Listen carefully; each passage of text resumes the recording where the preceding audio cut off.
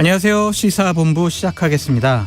오늘 오전 정부와 여당이 당정협의회에서 논의한 집시법 개정부터 현재 후쿠시마 현장에 나가 있는 시찰단 이슈까지 보수의 시각으로 현안을 들여다보는 보수의 품격에서 이현주 전 의원과 함께 이야기 나눠보겠습니다. 이어서 사건본부에서는요, 최근 경찰 간의 일탈과 음주운전, 성비위 등 사건 사고 소식이 자주 들려오고 있는데요. 그 원인은 무엇인지 배상훈 프로파일러와 자세히 살펴보겠습니다. 그리고 오늘 하루 주목해야 할 뉴스까지 완벽하게 정리해서 한 입에 쏙 넣어드리겠습니다. 5월 24일 시사본부 지금 출발합니다.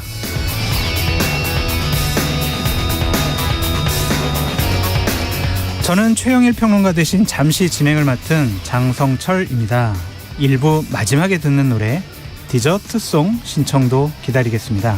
문자 샵 9730으로 자유롭게 보내주세요. 짧은 문자 50원, 긴 문자 100원입니다. 선정되신 분께는 치킨 쿠폰을 보내드리니까요. 많은 참여 부탁드리겠습니다. KBS 1라디오의 모든 프로그램은 유튜브에서도 함께 하실 수 있습니다. 실시간 방송도 보실 수 있고요. 정치, 경제, 사회, 문화 등 다양한 분야의 콘텐츠들도 마련되어 있으니까요. KBS 1라디오 채널 구독과 좋아요, 댓글도 많이 부탁드리겠습니다.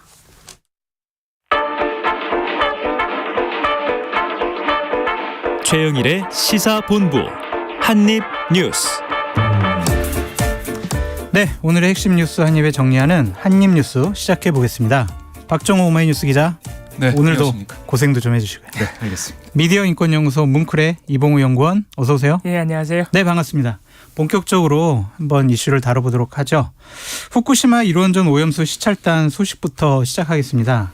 어제, 오늘 우리 시찰단이 후쿠시마 1원전의 다핵종 제거 설비 등을 직접 눈으로 확인한다고 했는데요. 관련해서 유국희 단장이 취재진과 짧은 질의응답 시간이 있었는데 잠시 듣고 오도록 하겠습니다. 오늘 주로 저희들이 현장에서 점검을 한 시설은 다핵종 제거 설비 알프스 하고요. 오염수가 알프스에서 나온 이후에 측정하고 저장하고 하는 시설이 이제 K4 탱크군입니다. 흔히 알프스라고 하는 시설은 저희가 현장에 3개의 시설이 설치되어 있는 걸 확인했습니다. 각 시설들이 그러면 어떠한 원리로 어떠한 계통 구성으로 핵종들을 제거를 하는지 이 부분을 저희가 중점적으로 확인을 했습니다. 유 단장 얘기를 들어보면 많이 확인하고 본 것으로 지금 얘기가 되고 있는데 네. 지금까지 어떤 결과가 나왔습니까? 우선 유 단장 말을 들어보면 우리가 요구했던 네. 시설들을 다 봤다, 이런 얘기예요. 그래서 어제 오전 10시쯤부터 오후 7시까지 한 9시간 동안 다 봤다는 거고요. 들으신 것처럼 알프스, 그다음에 탱크 이런 것들을 들여다봤다고 하는데 들으신 것처럼 이거를 우리가 직접 잘 운영이 되고 있고 정상적으로 작동하는지 직접 이 시료를 채취해서 본 건 아니다라는 걸 다시 한번 확인할 수가 있었고, 네. 시설이 이렇게 잘 돼 있네, 이게 이렇게 이 도면대로 정말 이렇게 설치가 돼 있네, 이 정도만 확인했다고 볼 수가 있는 거죠. 네. 그래서 시찰단이 가기 전부터 얘기가 나왔던 들러리로 갔다 오는 거 아니냐, 네. 말 그대로 그냥 보고 오는 이 시찰단 정도, 그러니까 사절단식으로 그냥 보고 오는 식으로 끝나는 게 아니냐, 일본의 얘기만 듣고 오는 거 아니냐라는 얘기에 좀 부합하는 그런 활동 결과 나온 게 아닌 지적이 나오고 있는 것이고요. 네. 그리고 어제 이 도쿄 전력의 안내에 따라서 돌아왔다고 한 거잖아요. 네. 그러니까 일본이 안내한 대로 일본이 원하는 시설과 그림을 보고 왔다라고 국민들은 판단할 수도 있을 것 같아요. 네. 물론 어제 유 단장이 기자들이 관련된 질문을 쭉 하다 보니까 이게 최종 판단이 여기서 내리고 이런 게 아니라 여러 가지 이 요청한 자료도 받고 전체적인 분석을 해야 최종적인 결론을 내릴 수 있다. 그러니까 지금 이 시찰단 활동에 대해서 바로 평가하고 이런 거는 섣부르다, 이런 취지의 얘기를 한 것 같아요. 네. 그렇지만 지금까지 모습을 좀 볼 때는 우리가 좀 기대했던 검증 차원의 모습은 아니다라고 볼 수가 있겠습니다. 박 기자님 말씀은 별로 기대할 게 없다, 이런 얘기로 좀 들리는데 네. 오늘 현장 방문이 마무리되잖아요. 오늘은 어떠한 걸 살펴보게 됩니까? 네, 어제 이 유국휘 단장이 밝힌 바에 따르면 네. 오늘 살펴볼 장비들은요. 방사능 분석 실험실이고요. 그러니까 처리가 된 상태에서 또 방사능이 얼마나 남아있는지 한번 살펴봐야 되는 그런 장비들. 그냥 살펴보는 거죠. 우리가 조사하거나 그렇죠. 우리가 측정하거나 이런 건 그렇습니다. 아니죠. 사실 계속해서 그 부분이 우리가 이제 걱정하는 부분이죠. 네. 예, 말 그대로 눈으로 보고 예를 들어서 어제 유국휘 단장도 이 장비들의 다익종 제거 설비 장비들의 원리에 대해서 설명을 들었다 뭐 이런 식으로 지금 얘기를 하니까 그 정도면 이제 공부하고 오는 거 아니야 이런 걱정을 우리가 조금 하고 있는 거죠. 네. 그리고 또 한 가지 오늘 보는 것 중에 이제 눈에 띄는 것은 삼중수소 희석 설비입니다. 네. 사실 이 알프스가 다른 핵종들은 이제 제거를 하는 것으로 알려져 있는데 삼중수소는 제거를 못하는 것으로 알려져 있어요. 이게 물에 잘 흡착이 돼가지고 안 걸러진다 그러더라고요. 그래서 삼중수소 같은 경우에는 이 일본 도쿄전력이 바닷물하고 섞어서 내보냅니다. 그러니까 희석을 최대한 시켜서 내보낸다는 입장인데 그 희석 설비가 제일 잘 되어 있는지 살펴본다는 것이고 또 오염수를 최종적으로 방류하는 설비들도 집중적으로 시찰한다 그러고요.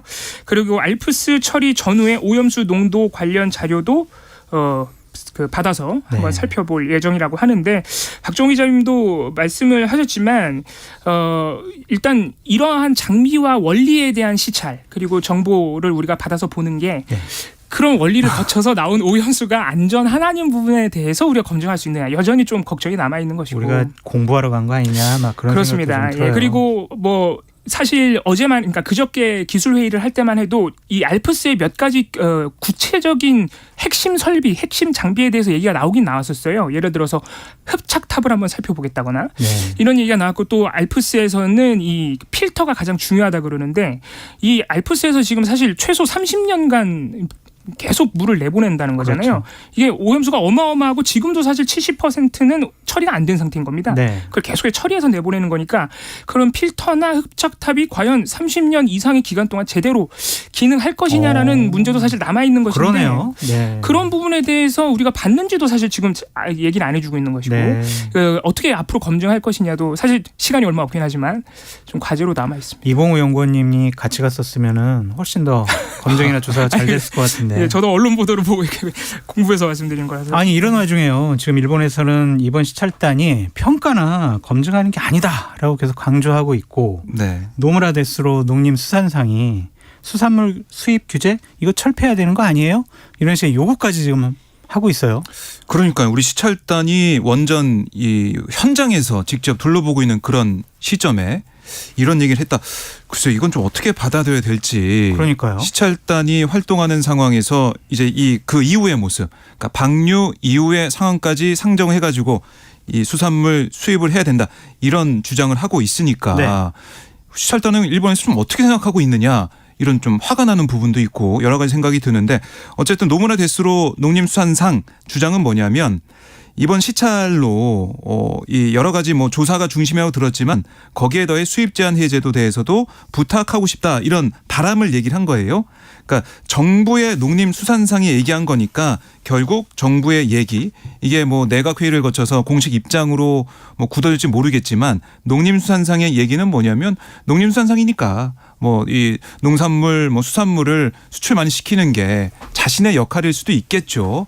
근데 그거를 시찰이 진행되는 가운데 이거를 후쿠시마 수산물 수입해야 된다라고 주장하는 모습이 좀 제가 보기에는 좀 너무 나은 거 아니냐는 생각이 들었고 산케이신문 오늘 보도를 봐도 일본 정부는 후쿠시마 제1원전 이 처리수 그러니까 오염수의 일본 정부 명칭이죠. 처리수 해양 이 방류 이거는 계속해서 얘기를 하고 그 이후에 수산물 관련된 얘기까지 나올 거다라고 또 예측을 내다보고 있더라고요. 지금 정부의 입장은 좀 나왔나요? 대응이나 이런 것들은? 아직 뭐 여기 명확한 얘기는 나오지 않고 있고 근데 우리 기본 입장은 이 후쿠시마 이 근처에 있는 수산물 농산물 수입은 안 한다.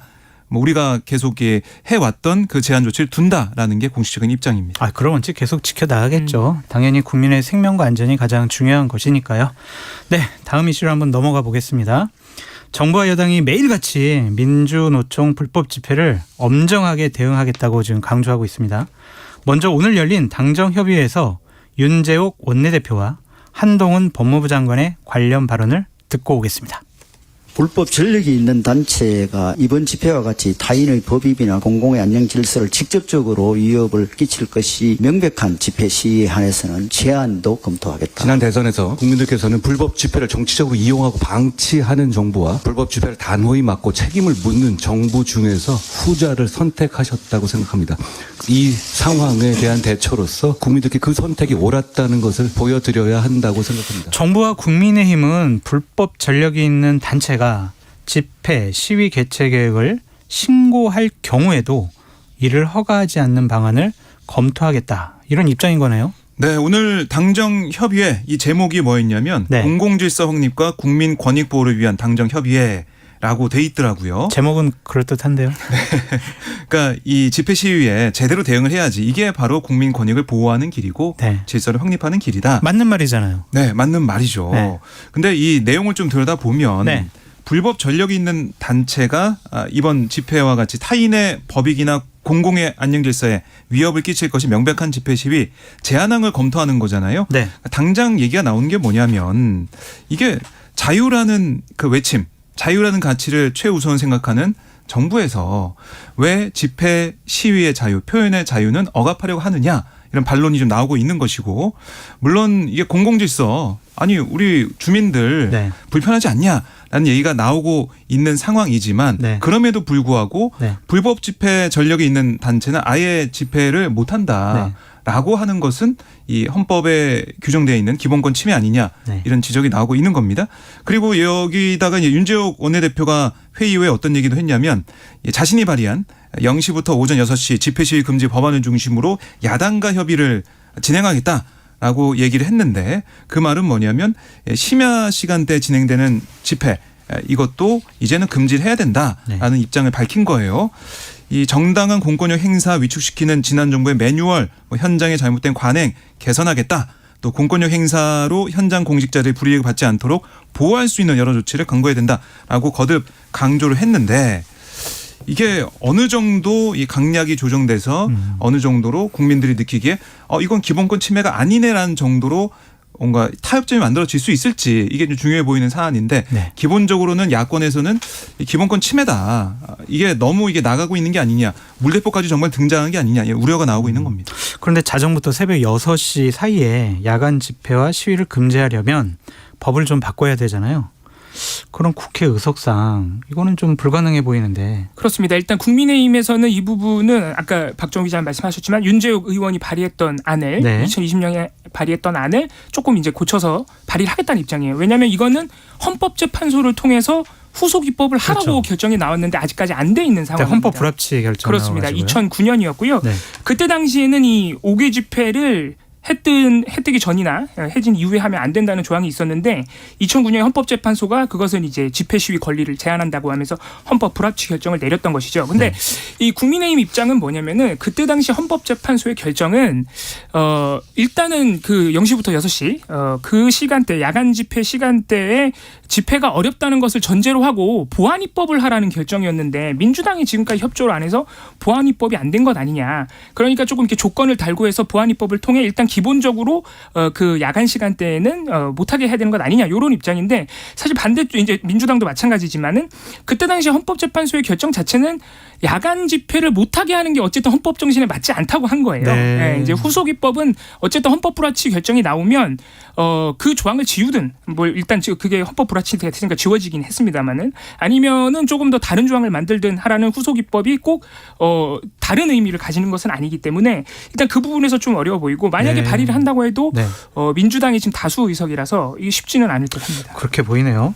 지난주 한입뉴스에서도 전해드렸었는데요. 건설노조가 1박 2일 집회를 하게 된 이유는 건설노조 곧 양이동 지대장 사망과 관련해서 유서 대필 의혹을 제기한 보도가 논란이 컸었잖아요. 네. 본인이 쓴 유서가 맞다라는 이런 감정 결과가 나왔네요. 네. 그러니까 이게 지금 이어지고 있는 보도, 논란이라고 볼 수가 있는데 네. 이게 동료가 분신을 막지도 불을 끄지도 않았다라는 네. 조선일보 보도 이후에 원희룡 국토부 장관의 동료의 죽음을 투쟁에 이용한 거 아니냐라는 SNS 글, 그다음에 그 이후에 월간조선의 3장 중 1장의 유서는 글씨체가 너무 달라서 감정 안 해도 다른 사람이 쓴 것으로 보인다. 네. 다른 사람이 쓴 것 같아 보인다. 이런 보도도 있었어요. 그랬더니 뭐 이제 노조 측에서는 노동계 쪽에서는 아니 이거 91년도 강기훈 유서 대필 조작 사건과 동일한 패턴 아니냐 이런 비판을 한 거죠. 어쨌든 이 유서의 진정성과 유서의 진실성을 문제 삼아 가지고 이거를 이용하는 그런 패턴을 보이는 게 아니냐라는 지적을 하면서 반박을 했는데 이게 뭐 어제 이제 MBC 보도를 보니까 직접 2명의 전문가에게 필적 감정을 의뢰해서 고 양해동 지대장이 직접 쓴 유서가 맞다 이걸 또 확인하는 보도도 있었고 네. 또 이 유서가 월간조선이 보도한 것처럼 3장도 아니고 애초 총 4장으로 알려졌고요. 현장에 이제 고인이 이제 불렀던 기자에게 따로 쓴 유서도 추가 발견이 됐어요. 그러니까 이게 다 차에서 양 지대장이 다 써서 뭐 이거를 경찰이 발견해서 이것도 공개가 되기도 했었는데 유족에게 전달이 됐는데 네. 이 유서 내용도 뭐 내용이지만은 필적 감정까지 가야 되는 이런 상황까지 네. 간 이런 모습들 네.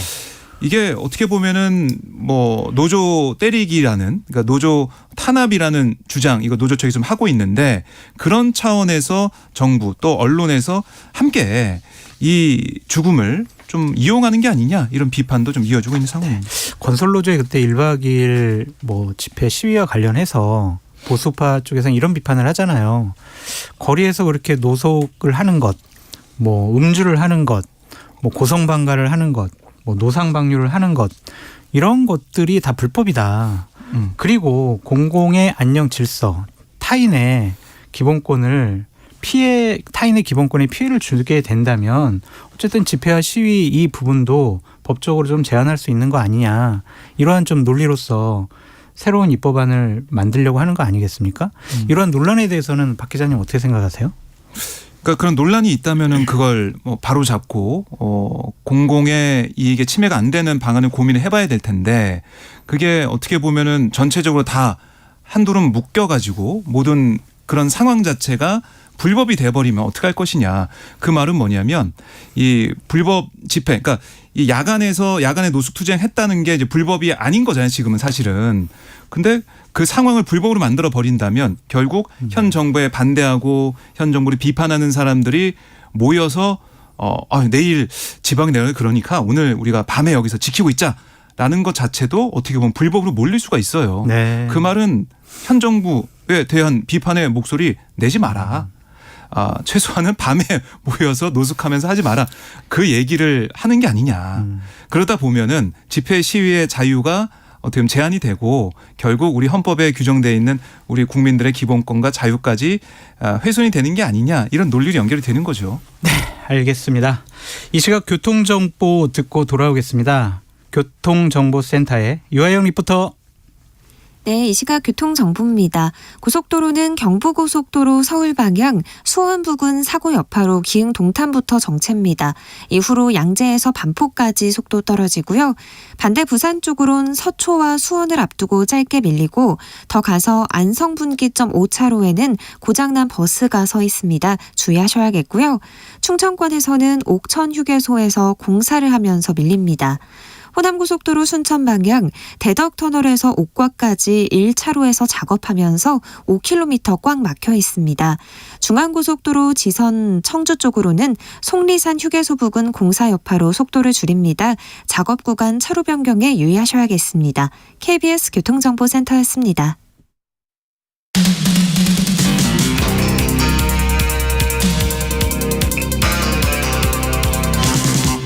최영일의 시사본부. 네, 박정호 기자님, 이봉우 연구원님과 함께 한입뉴스 함께하고 있습니다. 자, 이제 우리 세 번째 이슈로 넘어가 볼까요? 윤석열 대통령의 간호법 제2 요구권 행사를 계기로 준법 투쟁을 진행 중인 대한간호협회가 투쟁을 이어가겠다. 이런 식의 입장을 밝혔어요. 네, 이제 뭐 투쟁한 지 일주일을 맞아가지고 중간 보고를 했다라고 볼 수가 있겠는데요. 그동안 해왔던 걸 이어가겠다라는 네. 겁니다. 정리해보면은. 그러니까 준법 투쟁을 지속하고 총선 기획단을 본격 가동해서 활동을 하겠다. 또 합법적인 연차 파업을 지속해서 추진하고 간호사 면허증 반납 운동 이걸 통해서 단체 행동을 이어가겠다. 이렇게 얘기를 했어요. 이게 뭐 크게 보면은 두 가지로 볼 수가 있는데 하나는 네. 이른바 이제 PA 간호사 네.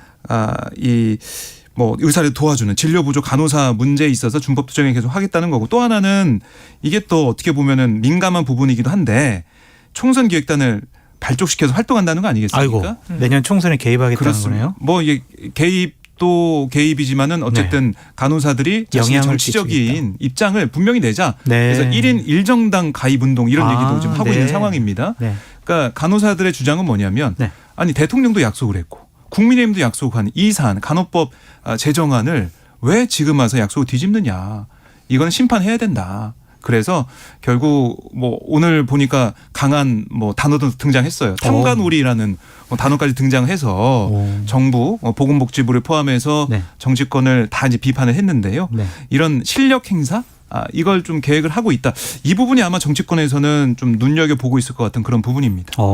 근데 정부는요, 간호협회의 불법적 의료행위를 거부하는 준법투쟁에 대해서 불법적 의료행위가 아니다.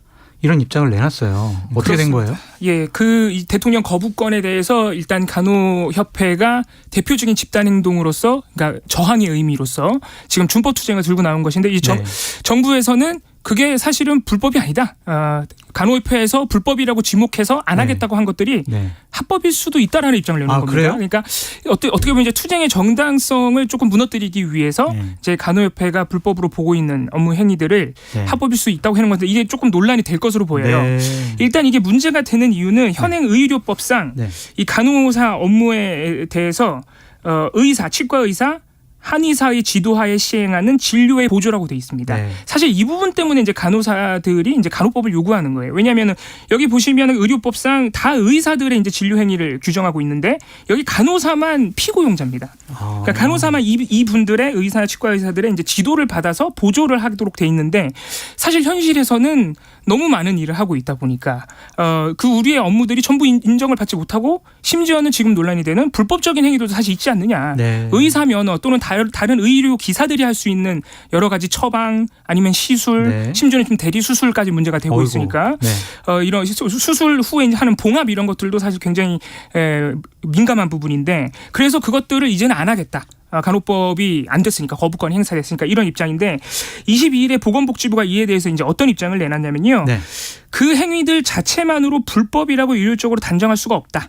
의사가 간호사에게 위임할 수 있는 행위는 그 행위의 특성과 위험성, 부작용, 환자의 상태, 간호사의 숙련도 등 여러 가지 사정을 검토해야 한다라고 네. 했어요. 하지만 이 보건복지부도 이 의료법상의 모호함, 간호사 업무 모호함을 또 모르는 건 아닙니다. 그래서 앞으로 이 PA 간호사, 진료보조 간호사 문제 해결을 위해서 협의체를 꾸려 나가겠다라고 했고요. 또 한 가지 또 간호협회를 비판한 부분이 간호법안, 이 거부권이 행사된 간호법안에는 피해 간호사 내용은 없지 않았느냐. 네. 그런데 이 부분 가지고 집단행동을 하는 것은 유감이다. 네. 그러면서 의료 공백을 초래할 수 있기 때문에 불법 행위로 규정할 수 있겠다.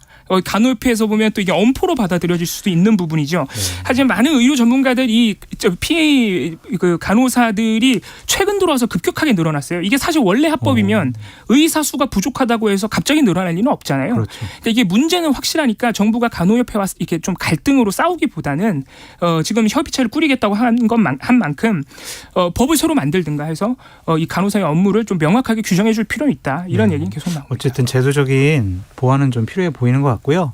대통령 거부권 행사된 간호법 네. 재협상 해지가 있을까요? 지금 국민의힘에서는 재협상 해야 된다. 네. 머리를 맞대야 된다. 이런 얘기를 하고 있습니다. 네. 지금 간호사들이 단체 행동을 하다 보니까 뭐 내년 총선도 다가오고 있고 여러 가지 이제 판단을 하고 있을 것 같아요. 근데 민주당 입장에서는 재협상을 통해서 뭔가 내용이 바뀔 가능성도 없다는 입장이거든요. 결국에는 간호법 이 제정안, 거부권 행사된 제정안은 국회에서 이제 폐기가 될 걸로 예상이 되고요. 네. 그럼 그 이후에 어떻게 할 것이냐. 민주당은 다시 법을 만들겠다는 거예요. 그럼 또 간호사들이 거리로 나올 것이고 전공의들 뭐 의사들은 또 간호조무사들은 반대하면서 또 반대 투쟁을 할 거 아니에요. 굉장한 혼란과 또 여러 가지 이 사회적 비용이 나올 것 같은데 발생할 것 같은데 여야가 이번에는 좀 더 깊이 논의를 하고 법을 좀 만들었으면 좋겠다 이런 바람이 있습니다. 고르신 지적이에요. 참 정치는 국민의 걱정을 덜어드려야 하는데 오히려 국민이 정치권을 걱정하는 그런 상황이 됐다. 참 큰일 났습니다. 네 번째 이슈로 넘어가 볼게요. 우리 정부가 미국 반도체법 보조금을 받는 기업이 중국 내 반도체 생산 능력을 확장할 수 있는 범위를 2배로 늘려달라. 이렇게 미국 정부에 요청했네요. 그렇습니다. 정부가 이 미국 상무부에 공식적으로 의견서를 낸 것인데 네. 이 반도체법 가드레일 조항, 아마 간혹 가다가 이제 뉴스에서 보셨을 겁니다. 우리 기업들에게 워낙 이 영향이 크기 때문에 말 그대로 이 미국 내에서 반도체의 그 사업을 하고 있는 업체들이 보조금을 받기 위해서 어떤 조건을 지켜야 되는지 이런 것들을 가드레일 이렇게 좀 장벽을 세워놓은 그렇죠. 그런 의미로 볼 수 맞아요. 있는 것인데 이에 대해서 미국 상무부가 어제까지 이제 의견 접수를 받았습니다. 아직 확정된 게 아니고 계속해서 조항을 만들어 나가고 있기 때문에 의견서를 접수를 했고 우리 정부가 낸 것인데 지금까지 나와 있는 이 미국 상무부의 이 가드레일 조항에 보면은 보조금을 미국에서 수령한 기업이 10년간 중국 등 우려 국가에서 반도체 생산 능력을 키우려고 할 때 첨단 반도체는 5% 이상 키우면 안 되고 이전 세대 범용 반도체는 10% 이상 늘리면 안 된다라고 되어 있습니다. 이 때문에 우리 정부가 이번에 의견서를 낸 것은 첨단 반도체에서도 10%까지로 확장을 허용을 해줘야 된다라고 네. 지적을 한 것이고요. 그리고 미국의 투자는 기업에 불합리한 부담을 주는 방식으로 이 가드레일 조항이 이용돼서는 안 된다라고 어떻게 보면 우리 정부가 지금까지 냈던 입장 중에서는 굉장히 좀 명확한 뚜렷한 입장을 냈다고도 볼 수 있겠습니다. 그리고 미국 지금 현재 규정에 있는 실질적인 확장, 범용 반도체 등 핵심 용어가 어떻게 정의되는지도 재검토해야 되는데 이 부분도 사실 계속 논란이 되는 게 이게 양적 확장만 제한을 한 것인지 네. 아니면 기술적 업그레이드까지 확장한 것인지 이제 우리 정부는 현재까지는 기술적 업그레이드는 허용한 걸로 받아들이고 있어요. 네. 근데 이 부분이 아직 명확치가 않기 때문에 이런 용어들도 좀 재정의를 해달라고 우리 정부가 요청을 한 상태입니다. 지금 미국과 중국의 반도체 전쟁이 네. 시작됐잖아요. 어떤 결과가 나올지 좀 지켜봐야 되겠는데요. 이 와중에 미국 의회에서 마이크론의 빈자리를 한국 기업이 채워서는 안 된다. 이런 주장이 나왔습니다. 예, 미국 하원의 마이크 갤러거 미중 전략 경쟁 특위위원장이 네. 이렇게 얘기했습니다. 미국은 미국 기업이나 동맹에 대한 경제적 강압을 용납하지 않을 것임을 중국에 분명히 해야 된다. 미국 상무부 중국에서 활동하는 외국 반도체 기업에 대한 미국의 수출 허가가 마이크론의 빈자리를 채우는 데 사용되지 않도록 해야 된다. 최근 몇 년간 중국의 경제적 강압을 직접 경험한 동맹국인 한국도 이 마이크론의 빈자리 채우는 것을 차단하기 위해 행동해야 된다. 이렇게 얘기를 했어요. 물론 이게 이제 의회 위원장 말로 좀 나온 거기 때문에 미국 정부가 좀 어떤 식으로 압력을 행사를 했는지 행사 안 했는지 모르겠지만 미국 의회에서 이런 주장이 나오는 거 보니까 정말 미국의 이제 민감한 그런 분위기 이거 좀 느낄 수가 있는 것이고요. 삼성하고 뭐 SK가 중국의 반도체 생산 시설을 운영하고 있는데 지금 보면은 올해 10월까지 1년간 통제 조치 유예 받은 게 있어가지고 우선 장비는 들어가고 있지만 이게 앞으로 어떻게 될지 모르거든요. 그런 상황에서 마이크론 빈자리 채우지 말라라는 미국 국회의원의 얘기가 나오고 있다. 이거 좀 심각한 사안 같습니다. 그렇게 보여지네요. 네. 어쨌든 우리 입장에서는 불편한 처지에 놓이게 된 것 같은데요. 정부는 기업이 결정한 문제다. 이런 입장이에요. 근데 윤석열 대통령과 바이든 대통령 되게 이제 친밀해졌잖아요. 친해졌잖아요. 그럼 좀 바이든 대통령이 좀 봐줘야 되는 거 아니에요? 네? 그렇습니다. 사실 지금 미국 말씀하셨지만 미국 정치권에서는 한국의 협조를 조금 일방적으로 요구하고 요구하고 있죠. 있는 분위기인데 네. 바이든 대통령이 또 이에 대해서 뚜렷하게 예를 뭐 한국 편이든 아니면 미국의 입장이든 이렇게 밝힌 바는 또 없습니다. 우리를 좀 배려해 주는 것 같지는 그렇습니다. 않아요. 우리 측에 사실 바이든 대통령도 한국과 협조가 잘 이루어지고 있다는 메시지만 사실 그동안의 대화에서 네. 좀 냈던 측면이 있고 우리 정부도 지금 이 마이크론에 대한 중국 제재 사태에 대해서 정부가 기업에 이래라 저래라 할 수는 없고 삼성과 SK하이닉스가 판단한 문제라고 했지만 이게 삼성과 SK하이닉스 입장에서는 자기들 마음대로 판단을 해서 예를 들어서 미국에서 국회에서는 자꾸 하지 말라는 얘기가 나오는데 마이크론이 제재를 당해서 판매가 중국 내에서 안 네. 되니까 우리의 판매량을 늘리겠다. 그래서 네. 최근에 사실 감산에 들어간 상태인데 증산도 하고 막 이렇게 했을 때 문제가 사실 커질 거란 말이에요. 미국에서 가만히 있지는 않을 거란 말이죠. 그렇죠. 이런 상황을 과연 기업 혼자서 결정할 수 있겠느냐. 못하죠. 당연히 어느 정도는 정무적 판단이 필요할 텐데 그럼요. 예, 정치권 이게 정부와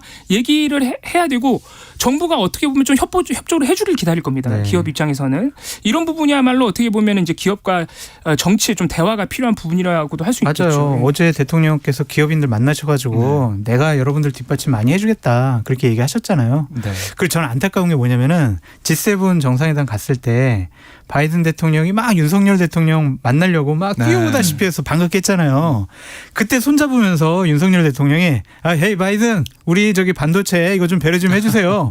그 한마디 있으면 얼마나 좋았을까. 그러니까요. 마이크로는 사실 계속해서 문제가 거론이 되어 왔었기 때문에 그렇죠. 특히 이 문제를 뭐 직접적으로는 아니더라도 마이크로 네. 문제에 대해서 한국을 좀 배려해달라. 이런 우리가 너무 큰 기대를 하는 걸까요? 그런 대화가 아니요, 오갔다면. 그래도 대통령께서 영업 1호 사원으로서 열심히 하시겠다고 했으니까 네. 한번 지켜보도록 하고요. 마지막 이슈입니다. 정부가 예고했던 한상혁 방송통신위원회 위원장에 대한 면직 절차가 결국 개시됐어요. 청문 절차가 지금 진행 중이죠? 네, 그렇습니다. 그러니까 오늘 한상혁 위원장이 이제 국회 과학기술정보방송통신위원회 전체회에 나왔습니다. 오. 기자들과 잠깐 짧은 문답이 있었는데요. 어제 정부청사에서 청문 절차를 진행했다라고 얘기를 하더라고요. 그래서 거기 가서 이 방통위원장 지위에 대해서 방통위 설치법에 엄격하게 신분 보장 제도를 두고 있고 네. 단순히 기소됐다는 사실만으로 면직 처분을 진행한다는 거 매우 부당하다라는 입장을 보였다는 거고요. 그리고 청문 과정에서 면직 사유로 제시된 것들이 종합편성 채널 재승인 심사 과정과 관련해 기소된 사실 그리고 그 사실에 근거해서 국가공무원법상 일반적 의무를 위반했던 내용이 면직 사유로 제시되어 있었는데 이런 것들을 봤을 때 방통위원장 신분을 법으로 보장하는 이유를 생각해 봐야 된다.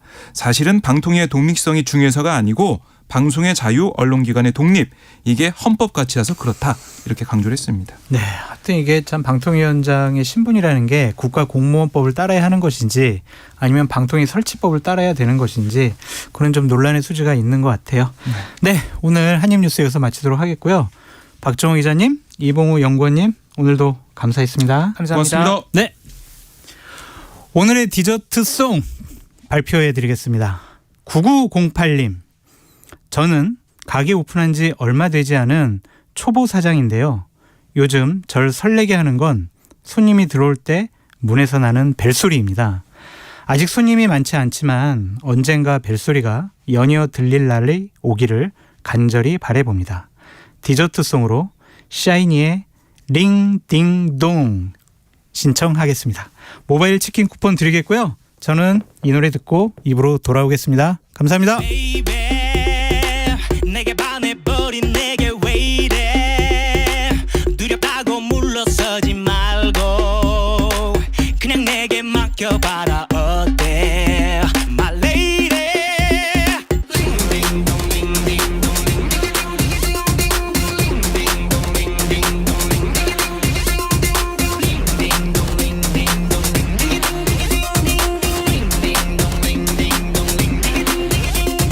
Butterfly 너를 만난 첫 순간 눈이 번쩍 머리 stop 베리딩동 울렸어 난 말야 멋진 놈 착한 놈 그런 놈은 아니지만 나름대로 괜찮은 bad boy 너는 마치 butterfly 너무 얕게 빠졌어 너무 순해 빠졌어 널 곁에 둬야겠어 더는 걱정 마 나만 믿어보면 되잖아 네가 너무 맘에 들어 놓칠 수 없는 걸 Baby 내가 숨을 멈출 수 crazy 너무 예뻐 견딜 수 crazy 너 아니면 필요 없다 crazy 나 왜 이래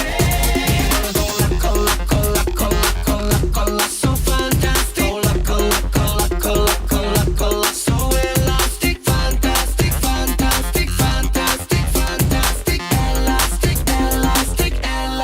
elastic ding ding dong ding ding dong ding ding dong ding dong ding ding dong ding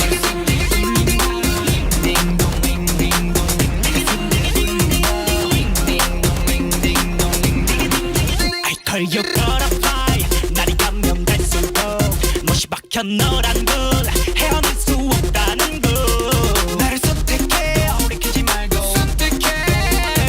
내게 빠진 바보인 날 책임져야 돼 Baby 내가 숨을 멈출 수 crazy 너무 예뻐 견딜 수 crazy 너 아니면 필요 없다 crazy 나 왜 이래 난 착하지 착한 지구군이 거리 너를 이해 못하겠어 너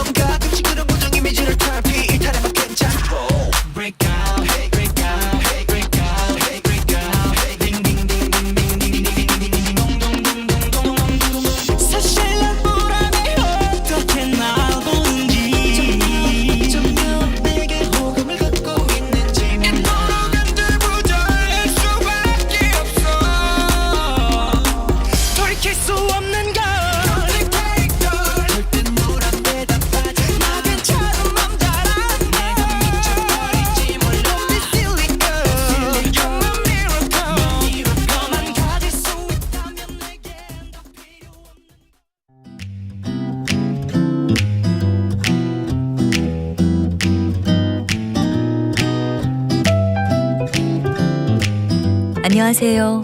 바른말 고운말입니다. 피부 상태가 많이 안 좋아지면 거칠어지다가 심하면 갈라지기까지 하지요.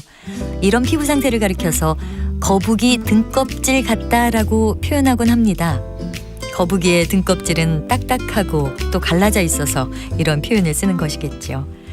또 요즘 사람들은 모니터나 휴대폰을 눈높이보다 낮은 위치에 두고 오랫동안 내려다보기 때문에 거북이 목처럼 목이 앞으로 굽어진 경우가 많고 이를 두고 거북목 또는 거북목 증후군이라고도 합니다. 그런데요, 이와는 다르게 거북이가 좋은 뜻으로 사용되는 경우도 있습니다. 귀감이 바로 그런 예인데요. 다른 사람에게 본보기가 될 만한 말이나 행동을 했을 때 귀감이 된다라고 말합니다. 여기서 귀는 거북 귀자를 씁니다.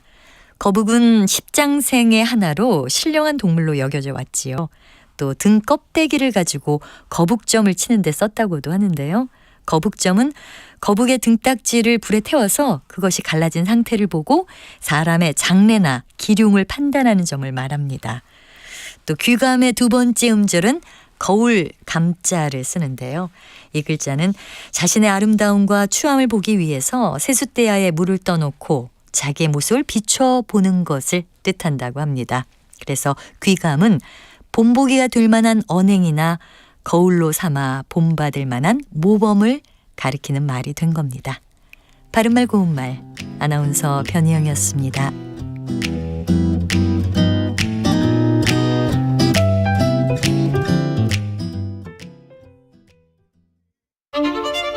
토론은 치열해도 판단은 냉정하게. 복잡한 세상을 바꾸는 첫걸음은 의외로 단순할지도 모릅니다. 평일 저녁 7시 20분 당신을 바꾸는 질문.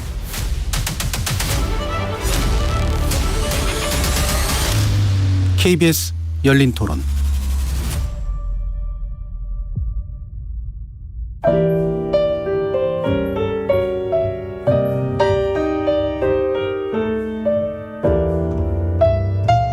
내일의 품격, 김성환의 시사야에서 챙겨가세요. 하루를 마무리하는 시간 꺼내보는 당신의 지식 창고. KBS 일라디오 김성환의 시사야. 평일 밤 10시 5분 여러분을 찾아갑니다.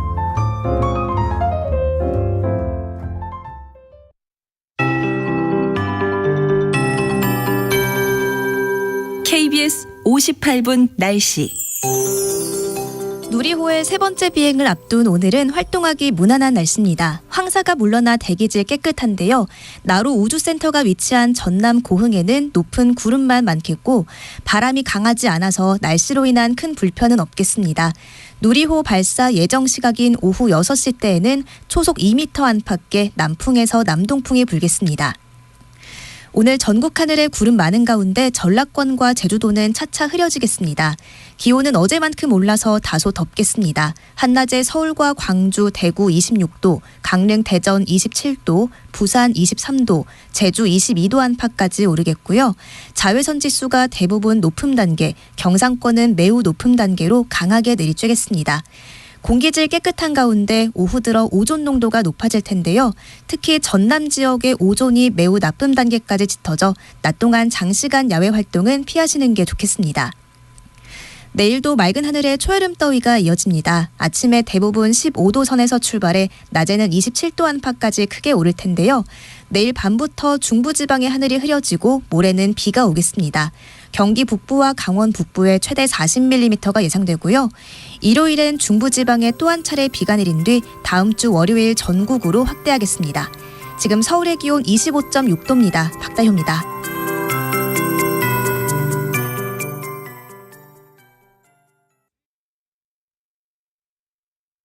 정성을 다하는 국민의 방송 KBS가 한시를 알려드립니다. AM 711kHz, FM 97.3MHz, KBS 1라디오입니다. HLKA.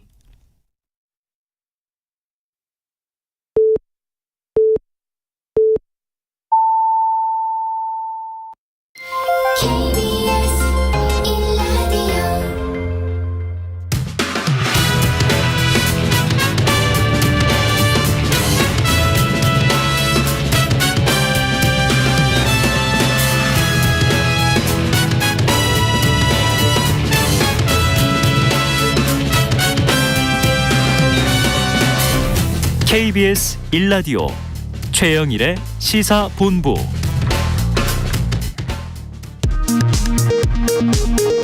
이 시각 라디오 정보센터 뉴스입니다. 국민의힘과 정부가 불법 전력이 있는 단체나 출퇴근 시간대의 집회 제한을 검토하겠다고 밝혔습니다. 더불어민주당은 헌법 정신에 어긋나는 명백한 위헌적 발상이라며 반발했습니다. 윤석열 대통령이 어제 국무회의 비공개 발언에서 싱가포르 등에서 운영 중인 외국인 가사도우미 제도 도입을 검토하라고 관계부처에 지시했다고 회의 참석자들이 전했습니다. 더불어민주당 이재명 대표가 우리 정부의 후쿠시마 시찰단 현장 점검에 대해 떳떳하면 이렇게까지 국민의 눈과 귀를 가릴 이유가 없다고 지적한 가운데 민주당은 후쿠시마 원전 오염수 방류 반대 국회 결의안을 추진하기로 했습니다. 경찰이 국정원 산하기관 채용 청탁 혐의로 박지원 전 국정원장과 서훈 전 국가안보실장의 자택에 대한 압수수색에 나섰습니다. 경찰은 국정원의 수사 의뢰를 받았다고 밝혔습니다. 이주호 부총리 겸 교육부 장관이 오늘 KBS 라디오 최경영의 최강시사에 출연해 의대 정원 확대가 필요하다는 뜻을 밝혔습니다. 대한간호협회는 최근 5일 동안 12,000여 건의 불법 진료 신고가 접수됐다고 밝혔습니다. 지금까지 라디오 정보센터 조진주였습니다.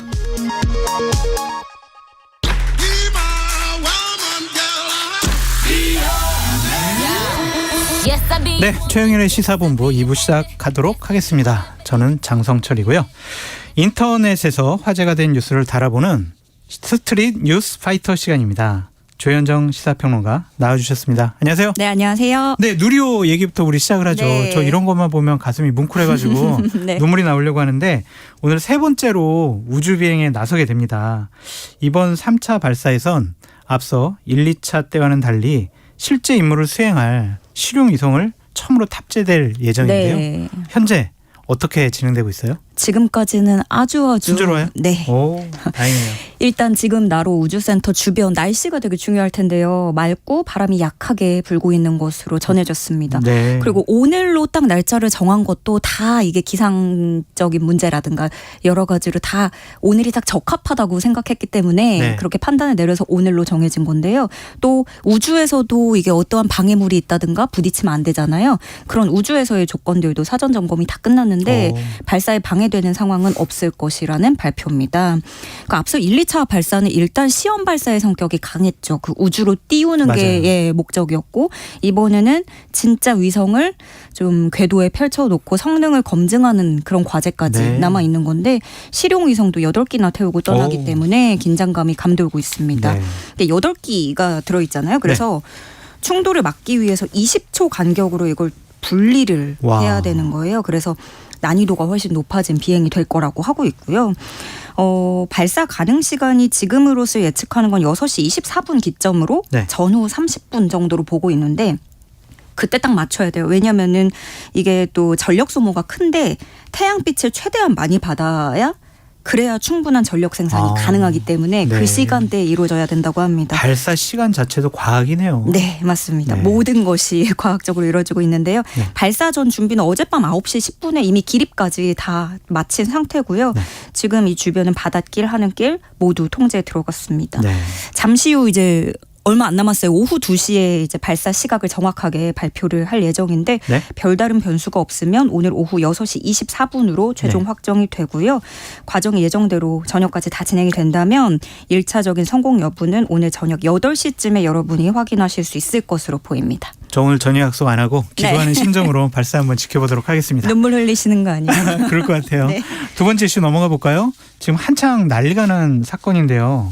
한국산업인력공단에서 진행한 국가자격 시험의 답안지가 채점하기도 전에 파쇄되는 이러한 일이 벌어졌어요. 시험 본 수험생들이라면 내가 적은 답안이 그냥 보여지지도 않고 다 파쇄가 됐으니까. 잠깐만요. 그럼 이거 다시 시험 봐야 돼요? 지금 일단 공단에선 다시 시험 보자. 아이고. 근데 이제 수험생들은 그게 말이 되냐. 그렇죠. 이러고 있는 상황인 거예요. 그러니까 지난달 23일에 이 기술자격 시험 국가 인증인 거죠. 그 시험에서 벌어진 건데 이게 시험이 16개 시험장에서 시험을 치르고 답안지가 포대 18개 자루에 다 나눠져서 네. 이렇게 이송이 된 거예요. 네. 근데 17개 포대만 금고에 보관이 됐고 네. 한 포대가 거기 못 들어간 거예요. 네. 근데 다른 직원이 이거 그냥 남는 시험지인가 보다. 버려도 되는 건가 보다 하고 착각을 해서 창고에 옮긴 뒤에 파쇄가 된 겁니다. 아, 그러니까 시험 답안지 전부 다 파쇄한 게 아니라 네. 그 중에 하나. 네. 어떻게 보면 그래서 더 문제가 되기도 하죠. 그러겠네요. 네. 이렇게 파쇄된 게 609개. 네. 네. 그 공단은 사고 사실을 한 달 가까이 지난 뒤에야 네. 또 성적 발표를 불과 2주가량 앞두고 네. 인지했습니다. 아이고.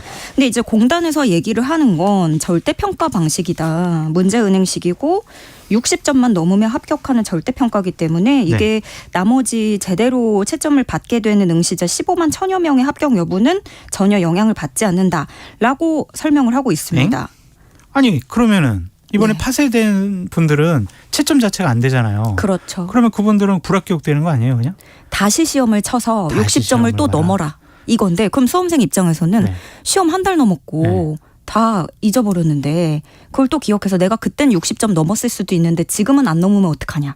또 이런 걱정이 있는 거죠. 맞는 말 같은 게 네. 저도요 시험 보고 나면은 다 잊어버렸거든요. 그냥 나오면서부터. 나오면서 이러고. 근데 한 달 지났는데 네. 이걸 어떻게 다시 시험 봐요? 게다가 또 이게 15만 1000여 명 정상적으로 시험을 치른 수험생들 그때 그 문제랑 이번에 새로 내는 문제랑 난이도가 과연 그 형평성이 맞을까 맞네요. 하는 부분도 있는 거죠. 네. 그래서 일단 공단은 다음 달 초에 추가 시험 기회를 제공하기로 했는데 네. 이게 왜 또 그러냐면 국가 공무원 시험이 다음 달 14일부터 시작이 돼요. 근데 이 시험에 공무원 시험에 네. 이 기술 자격 합격증이 반드시 있어야 지원 가능한 직군이 또 있습니다. 아이고. 큰일 났네요. 네. 그래서 뭐 재시험뿐만이 아니라 피해 보상안을 마련하겠다. 뭐 추가 시험에 드는 비용, 교통비라든가 뭐 수수료 이런 것들은 면제해주고 뭐 돈을 주겠다. 뭐 이런 방안들도 나오고 있는데 공단의 불미스러운 일은 이번이 처음은 아닙니다. 아, 그래요? 예, 2021년도 이때는 세무사 자격 시험이었는데 같은 답에 다른 점수가 내려지고요. 아이고. 그래서 채점 과정에 문제가 있었던 걸 확인을 해서 네. 응시생 전원의 답안지를 다시 채점하는 그런 전례 없는 일도 있었고 근데 당시에도 모습은 비슷했어요. 그때도 공단이 재발 방지를 또 약속을 했었고 네. 그런데 이후에도 소방기술사 필기시험에서 2교시 시험지가 1교시에 배부되고 네. 뭐 이런 일들이 벌어진 거예요. 그러다 보니까 신뢰는 점점 떨어지는 거죠. 그래서 공단이 이렇게 시험을 부실하게 관리하면서 그 피해는 고스란히 수험생들에게 돌아가고 있다라는 불만, 지적들이 나오고 있고요. 네. 이 수험생들 모여있는 커뮤니티에는 어떻게 또 다시 공부하냐, 내 시간 어떡하냐, 내 노력 어떻게 보상해 줄 거냐, 똑같은 문제 내라, 손해배상 소송하자 이런 글들이 잇따르고 있습니다. 이거는 큰 문제겠네요. 한 사람의 인생이 달려있는 문제일 수도 있어요. 이렇게 무슨 수업료를 환불해준다, 시험료 환불해준다 이거로 끝나서는 안 될 것 같습니다. 또 다 나름의 타임 테이블이 있을 거 아니에요. 시간표가 그렇죠. 이 시험이 끝나면 나는 이걸 공부하겠다, 어디에 할애하겠다 이런 것들이 있을 네. 텐데 네. 그 정신 소모에 대해서는 또 어떻게 해야 될지. 그러니까요. 참 큰일이네요. 네. 세 번째 이슈로 넘어갈게요. 네. 10여 년 전 대전에서 지적 장애 여중생을 집단 성폭행한 사건 세상을 떠들썩하게 했는데요. 가해자들이 현재 교사, 소방관 등 공무원으로 재직하고 있다. 이런 폭로글이 인터넷에 올라와서 논란이 되고 있네요. 네, 이거 아마 기억하고 있는 분들도 계실 것 같아요. 네. 2010년에 대전에서 고등학생 16명이 지적장애 여자 중학생을 집단으로 성폭행했던 사건입니다. 네. 그런데 가해자 중에 일부가 지금 초등학교 교사, 또 소방관 이렇게 공직에 몸담고 있다는 폭로글이 올라온 건데요. 글쓴이는 글에 이렇게 썼습니다. 그 가해자들은 부자라는 이유로 그 후에도 명문대에 합격해서 잘 살고 있었다. 그래도 침묵했다. 하지만 교사, 소방관 등으로 일하는 걸 보니 잠을 잘 수 없다. 그 강간범에게 사회에 복귀할 수 있는 권리가 있듯이 내 자녀 또한 강간범에게 교육받지 않을 권리가 있다. 라는 글을 썼습니다. 네. 그리고 글에 그 해당 사건으로 보이는 판결문도 같이 올렸는데요. 네. 그러니까 이게 그럼 어떻게 또 교사가 될 수 있었느냐 이 의문점을 갖는 분들이 많은데 네. 그게 실제로 교육공무원법상 성범죄 이력이 있으면 원래는 될 수 없습니다. 교사가 될 수 없는데 이 사건은 형사법이 아니라 소년법으로 들어갔기 때문이에요. 네, 그렇군요. 그래서 보호 처분을 받았고 이 보호 처분이란 건 전과 기록이 안 남기 때문에 결격 사유에 걸리지 않았던 겁니다. 네. 당시에도 솜방망이 처벌이다라는 그런 비난이 거셌었어요. 네. 또 더 많은 분들을 황당하게 했던 건 이제 이 가해자들이 수능 봐야 된다라는 이유로 선고를 늦추기도 했었고요. 그래서 법원에도 시민들 항의가 굉장히 빗발쳤었고 한국여성단체연합은 이 사건을 성폭력 재판의 대표적인 나쁜 사례로 꼽기도 했습니다. 네. 이렇게 의혹이 제기되면서 경기도 교육청은 해당 교사의 신원을 특정하고 네. 장학사를 보내서 조사를 진행 중이고요. 당사자들은 뭐라 그래요? 일단 아니라고 하고 아니라고 있고. 그래요? 네. 그리고 또 무엇 때문인지 이유는 교육청에서 명확히 밝히진 않고 있는데 지금은 근무를 하지 않고 있는 것으로 알려졌습니다. 그렇습니까? 근데 일단 그전에는 뭐 근무를 했기 때문에 교사로서 교육청에서 또 찾아간 거고 네. 일단 모든 의혹을 극구 부인하고 있는데 학부모들은 참 불안하겠어요. 그럼요. 요즘 네. 참 이래저래 걱정이 많으실 텐데 네. 그런데 이게 사실로 확인된다고 해도 지금으로서는 어떤 조치를 하기는 어려운 실정입니다. 네. 교사가 임용되기 전의 일이고 또 법적 처벌이 이미 끝났기 때문입니다. 하지만 어릴 때라고 하더라도 또 수위에 관계없이 성범죄 전력이라면 교직에 몸담지 못하도록 하는 장치가 필요한 게 아니냐 이렇게 제도 개선을 요구하는 목소리도 커지고 있습니다. 그러니까 이거는 국회에서 제도적인 개선이 필요해 보이고요. 어떤 교직이라든지 공무원들 되는 데 있어서는 결격 사유를 해야 되는 것이 아니냐. 그런 좀 생각이 들고요. 네 번째 이슈 우리가 짧게 한번 짚어보도록 하죠. 네. 아이돌 그룹 NCT 드림의 경호원이 공항에서 여성 팬을 세게 밀치는 일이 일어났는데 결국 검찰에 송치됐다고요? 네, 경호원 A씨는 지난 2월에 인천국제공항으로 입국한 아이돌 그룹을 경호하는 과정에서 여성 팬 B씨를 밀쳐서 다치게 한 혐의를 받습니다. 네. 벽에 부딪히면서 늑골이 골절됐고 네. 전치 5주 병원 진단을 받으면서 이 B씨가 경찰에 고소를 하게 된 거죠. 네. 사실 뭐 아이돌들이 공항을 입국하고 뭐 이렇게 빠져나가고 할 때 이런 일들은 비일비재합니다. 근데 일단 너무 크게 다쳤고 네. 그리고 그 과격한 모습이 영상에 또 담겨서 예 많은 분들이 또 여러 가지 이야기를 하고 계신데요. 네. 이 NCT 경호원의 과잉 경호가 문제된 건 또 이번이 처음이 아니에요. 지난 네. 12일에도 마카오로 멤버들이 출국할 때 이제 멀리서 사진 촬영을 하려는 팬을 거세게 밀어서 넘어뜨린 영상이 SNS에 공유돼서 논란이 됐었고 2018년에도 사진기자 얼굴을 폭행을 해서 카메라나 이런 촬영기기를 파손시킨 일이 있었거든요. 과잉 경우네요. 네, 물론 뭐 너무 이제 가수들의 사생활을 지켜주지 않는 사생팬이라든가 혼마 문화 이런 것들이 문제가 되고도 있지만 이런 시점에서도 이게 폭력이 정당한 건지 그리고 또 그런 경우도 있거든요. 지나가는데 그 팬이 아닌 경우도 그렇죠. 있거든요. 네. 예. 이런 부분 또 영상이 이제는 너무너무 널리 퍼지기 때문에 K-팝 문화의 그런 근을 알려지는 것도 이런 것들도 좀 생각을 해볼 부분인 것 같습니다. 그러네요. 참 팬이 있어야 연예인도 있는 거다. 그렇게 말씀드리고 싶습니다. 오늘 말씀 여기까지 들을게요. 지금까지 조현정 시사평론가였습니다. 감사합니다. 네, 고맙습니다. 네. 최영일의 시사본부는 여러분과 함께합니다. 짧은 문자 50원, 긴 문자 100원이 드는 샵 9730. 라디오 어플 콩과 유튜브는 무료로 참여하실 수 있습니다.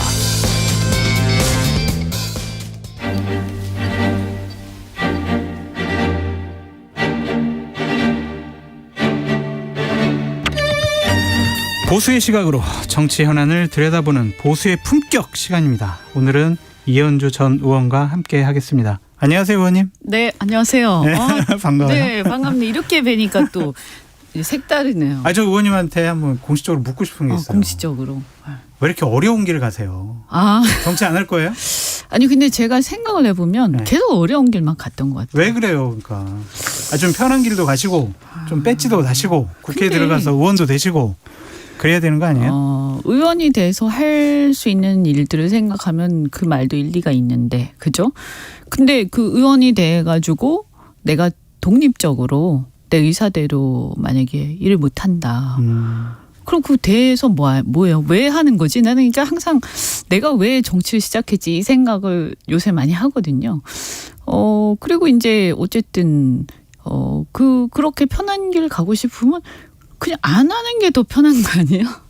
오히려 그죠? 예, 정치를 하는 것 자체가 어려운 길을 택했기 때문에 택해서 하는 거죠. 그러니까 그 기왕 어려운 길을 택해서 하는 김에 그냥 일관되게 하는 게 맞지.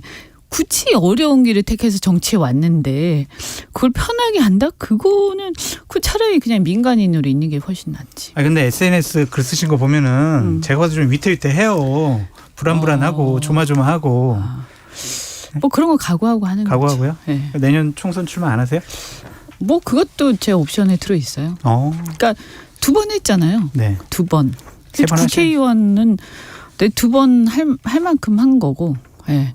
3번 한 번 더 하면 또 국회의원 하면서 또 3선 중진이니까 국회에서 할 수 있는 역할이 많겠죠. 그리고 저도 그걸 통해서 뭔가 답답한 여러 가지 문제들을 해결하는데 제가 좀 이렇게 역할을 하고 싶은 건 분명히 있는데 그러면 이제 그걸 할 수 있어야 되잖아요. 근데 이게 모순이 뭐냐면 딜레마가 그냥 막 줄 서가지고 된다 한들 그렇게 할 수 있을까? 그럼 오히려 계속 하면서 욕만 먹는 일을 하게 될 것 같은데, 아이 그럴 거면 하지 말자 이제 이런 생각하는 거죠. 일단 걱정됩니다. 네. 알겠어요. 우리 이슈 좀 다뤄보도록. 또 길이 생기겠죠. 네. 항상 응원할게요. 네, 감사합니다. 자, 이슈 한번 다뤄볼게요. 윤석열 대통령 지지율이 지금 4주째 오르고 있습니다. 이현주 의원님이 보는 가장 큰 이유 뭡니까? 민주당이 뭐 못해서. 개판 치고 있으니까 가장 크죠. 개판이라는 단어는 좀 부적절해요. 아 너무 심했나요? 조금 좀 실망스러워요. 제가 볼 때는 좀 너무 심한 것 같은데. 네. 일단 김남국 사건인가요? 김남국 사건 크죠. 왜냐하면 20, 30대가 등을 돌렸을걸요. 그러니까 20, 30대가 총선 때, 총선이 아니라 대선 때만 해도 특히 남자들 같은 경우에는 굉장히 국힘 지지를 열렬하게 맞아요. 했었죠. 그죠? 여성들은 조금 많이긴 했는데 그래도 꽤 지지했어요. 여성들도. 그런데 이제 그 정권 잡고 이제 대선 이기고 난 뒤부터 이제 여러 가지 69시간제뿐만이 아니고 여러 행태 자체가 너무 권위적이고 비민주적이고 그죠? 또 당내에서 막 찍어내기 이게 웬일이야 막 거기다가 물론 다 이제 이런저런 호불호가 있지만 젊은 정치인들을 이렇게 해놓고 그다음에 팽하고 이런 걸 보면서 역시 다르지 않구나. 결국 그냥 기성세대구나. 네. 이렇게 생각해서 돌아섰어요. 돌아서서 민주당을 쳐다봤죠. 네. 그리고 일부 가기도 했고 지지도 하고. 근데 이번에 그냥 완전히 제가 볼 때는 김남국 사태 크다. 큰 것 같아요. 아마 그 여론조사에도 반영이 됐을 거예요 아마. 다른 긍정적인 이유는 없어요? 그러니까 윤석열 대통령이나 국민의힘이 좀 잘해서 이렇게 올라갔다고 볼 수는 이제 없어요? 잘했다고 할 수 있을지 모르겠는데 어쨌든 말실수를 좀 줄였다. 그것도 수동적인 요인이네요. 이번에 어쨌든 G7 가서 크게 무슨 호전적인 또는 이제 하는 이런 거 있잖아. 이런 말 했어. 어떻게 해. 이런 게 어쨌든 없었죠. 네. 약간 좀 찜찜한 것들은 있었죠. 후쿠시마 오염수 방류 문제. 근데 그것도 아마 보통 때 같았으면 무슨 발언을 했을 것 같은데 발언을 신중하게 이번에 하셨죠. 발언을 자제를 하신 건지 아니면 또 사실은 그런 것도 있었어요. 그 G7에서 바이든 대통령이 워낙 바빴어요. 네. 네, 왜냐하면 이번에는 그래서 별 이벤트가 없었어요. 네. 사실은. 왜냐하면 바이든 대통령이 지금 미국에서 자기 코가 석자거든요. 지금 그 셧다운 될 위기에 처해 있잖아요. 미국 예산이. 그래서 지금 공화당하고 지금 협상하느라고 바빠요. 미국은 우리나라보다는 그래도 민주주의가 좀 더 발달돼 있기 때문에 이 의회의 어떤 힘이 엄청 세죠. 그래서 예산을 갖다가 부결시키겠다. 그러면 완전히 셧다운 되면서 완전히 그 준예산 상태로 가는데 미국은 그런 것들을 그냥 개의치 않고 하거든요. 그러니까 이제 대통령이 이제 어떻게 보면 봐달라고 막 해야 되는 거죠. 그래서 지금 그거 설득하러 막 간 것 같은데 그래서 행사가 보니까 그렇게 많지가 않았고 바이든 대통령도 보니까 표정이 이렇게 무슨 발언을 많이 하고 막 이런 게 아니더라고요. 정신이 완전히 미국에 가 있더라고요. 그러면요, 의원님. 내가 지금 윤석열 대통령의 참모예요. 그러면 당신은 이것만 하면은 지지율을 올릴 수 있고 내년 총선 승리할 수 있어. 딱 뭘 건의하시겠어요? 저는 개인적으로는 이게 너무 일방적이시잖아요. 그러니까 국민들 얘기 또 생각이 좀 다른 그 전문가들 얘기 좀 듣고 본인의 생각을 좀 조정하셔야 된다. 본인의 생각. 특히 이제 외교 문제에서도 우리 국민들이 지금 걱정이 많으세요. 물론 이제 우리 진영, 그러니까 미국하고 우리 자유진영이라고 하는 뭐 요즘에는 보호무역이기 때문에 자유무역도 아니라서 약간 헷갈리긴 하는데 네. 어쨌든 그 같은 진영하고 같이 가긴 가되 그 안에서 우리 걸 찾아야 되잖아요. 그렇죠. 근데 최근에도 보면 반도체 보조금 문제에서 사실은 뭐 보조금 받으면 미국에 중국에서 사업을 그러니까 생산량을 증대할 수도 없다. 생산량까지 간섭하는 거예요. 이게 기존에 있는 공장에서 5% 이상 증대하면 보조금 다시 박탈하겠다. 뭐 이런 아주 정말 자유를 침해하는 이런 법을 내놨어요. 그러니까 이런 것들은 조금 우리뿐만이 아니고 이해관계에 있는 국가들이 많을 텐데 아직 이런 문제들 뭐 또 특히 일본 문제 또 후쿠시마 오염수 문제 이것도 우리나라 문제도 아닌데 우리가 거기에 너무 이렇게 막 두둔할 필요 있습니까? 그리고 굉장히 사실은 이 위험성에 대해서 뭐 이게 아주 당장 뭐 치명적이다 이렇게 단어는 못할지 몰라도 적어도 이게 축적되었을 때 어떤 영향을 미칠지 우리 단어는 못하는 거 아닙니까? 괜찮다고 말을 할 수는 없잖아요. 그러니까 이런 것들에 대해서 조금 얘기를 듣고 저는 우리 국민들의 평균적 사고 내지는 좀 이렇게 좀 약간 이 양쪽의 생각들을 좀 수렴해서 왜냐하면 대통령이 되시면 누구 어느 진영의 대통령이 아니시잖아요. 그럼요. 그러니까 그런 면에서 얘기를 좀 들으셔야 되는데 이제 걱정되죠. 그냥 뭐 내 생각이 다 오라. 너그럽고 열린 마음으로 포용력 있는 그리고 모습 보여라. 그렇죠. 계속 때려잡기 또 막 하고. 뭐 조금 자신하고 안 맞는다 싶으면 막 때려잡잖아요. 무서워요. 무서운데 왜 그렇게 안 무서운 척 하세요? 그러니까 제가 무섭다는 건 저분이 어떻게 하실까가 무섭다는 거고 네. 제 개인한테야 뭐 제가 무슨 현역도 아니고 또 거기에 무슨 목매달고 한 자리 바라는 사람도 아니고 아니 한 자리 좀 바래가지고 좀 출세하셔가지고 제 민원도 좀 들어주시고 그렇게 좀 하세요. 그럼 민원 글쎄 그런 건 좀 죄송하긴 한데 한 자리 해가지고 아까 똑같은 맥락이에요. 제가 예를 들어서 저보고 어떤 정무직을 맡으라고 하면 저 나름대로 거기서 내가 구현하고 싶은 제 철학과 방향이 있잖아요. 그렇죠. 그러면 적어도 뭐 대통령하고 상의는 하더라도 그게 좀 맞아야 되잖아요. 네. 근데 안 맞다. 제가 볼 때는 안 맞는 부분이 많을 것 같아요. 제가 처음엔 잘 몰랐는데 네. 지금 보니까. 그러면 안 맞는 데다가 이게 또 소통이 좀 돼가지고 설득해서 서로 이렇게 좀 협의할 수 있는 것 같으면 모르겠는데 그렇지 않으면 괜히 뭐 서로 피곤하죠. 그러니까 이거는 책임지고 내가 뭔가를 할 수 있는 그거는 지금 상황에서는 또 입법부하고 또 다른 문제죠. 집행부의 일원이 되는 것은. 네. 알겠습니다. 현안 문제도 한번 다뤄볼게요. 지금 대통령과 당정이 노조에 대한 강경 기조를 유지해 오고 있어요. 최근 민주노총의 1박 2일 집회 과정에서 벌어진 술판, 노숙, 쓰레기 처리 문제 등에 강하게 비판을 하고 있습니다. 오늘도 대응책을 논의했는데 이 대응책 논의에 대해서는 어떻게 생각을 하시며 지금 자정부터 아침 6시까지 심야 5개 집회를 제한하는 쪽으로 집시법 개정을 추진한다고 하고 있고요. 뭐 물대포 다시 써야 되는 거 아니야? 이런 논의까지 나오고 있는데 이런 전반적인 논의를 어떻게 좀 보시는지. 그러니까 일단 우선 저는 대통령이시잖아요. 이제 검찰총장이 아니시잖아요. 그러니까 이런 문제에 대한 발언도 특히 상대에 대해서 공격하는 발언이기 때문에 대통령이 되셨고 권력이 다 있기 때문에 이거 본인이 직접 좀 하시지 마시고 이거는 경찰이나 검찰에서 얘기하는 게 맞지 않느냐. 그래서 대통령은 어떤 여지를 두고 있어야 돼요. 그래서 타협할 수 있는 여지를 둬야 이게 뭐가 굴러가거든요. 왜냐하면 싸우다가도 누가 중재를 해야 될 거 아니에요. 근데 아예 싸우지 마 이렇게 다독이고. 그렇죠. 최고 지도자는 그 공간을 갖고 있어야 돼요. 근데 대통령의 항상 문제는 제가 보니까 본인이 다 말씀하시고 굉장히 공격적으로 말씀을 하셔서 이거 뭐 야당의 대표인가 싶을 정도로.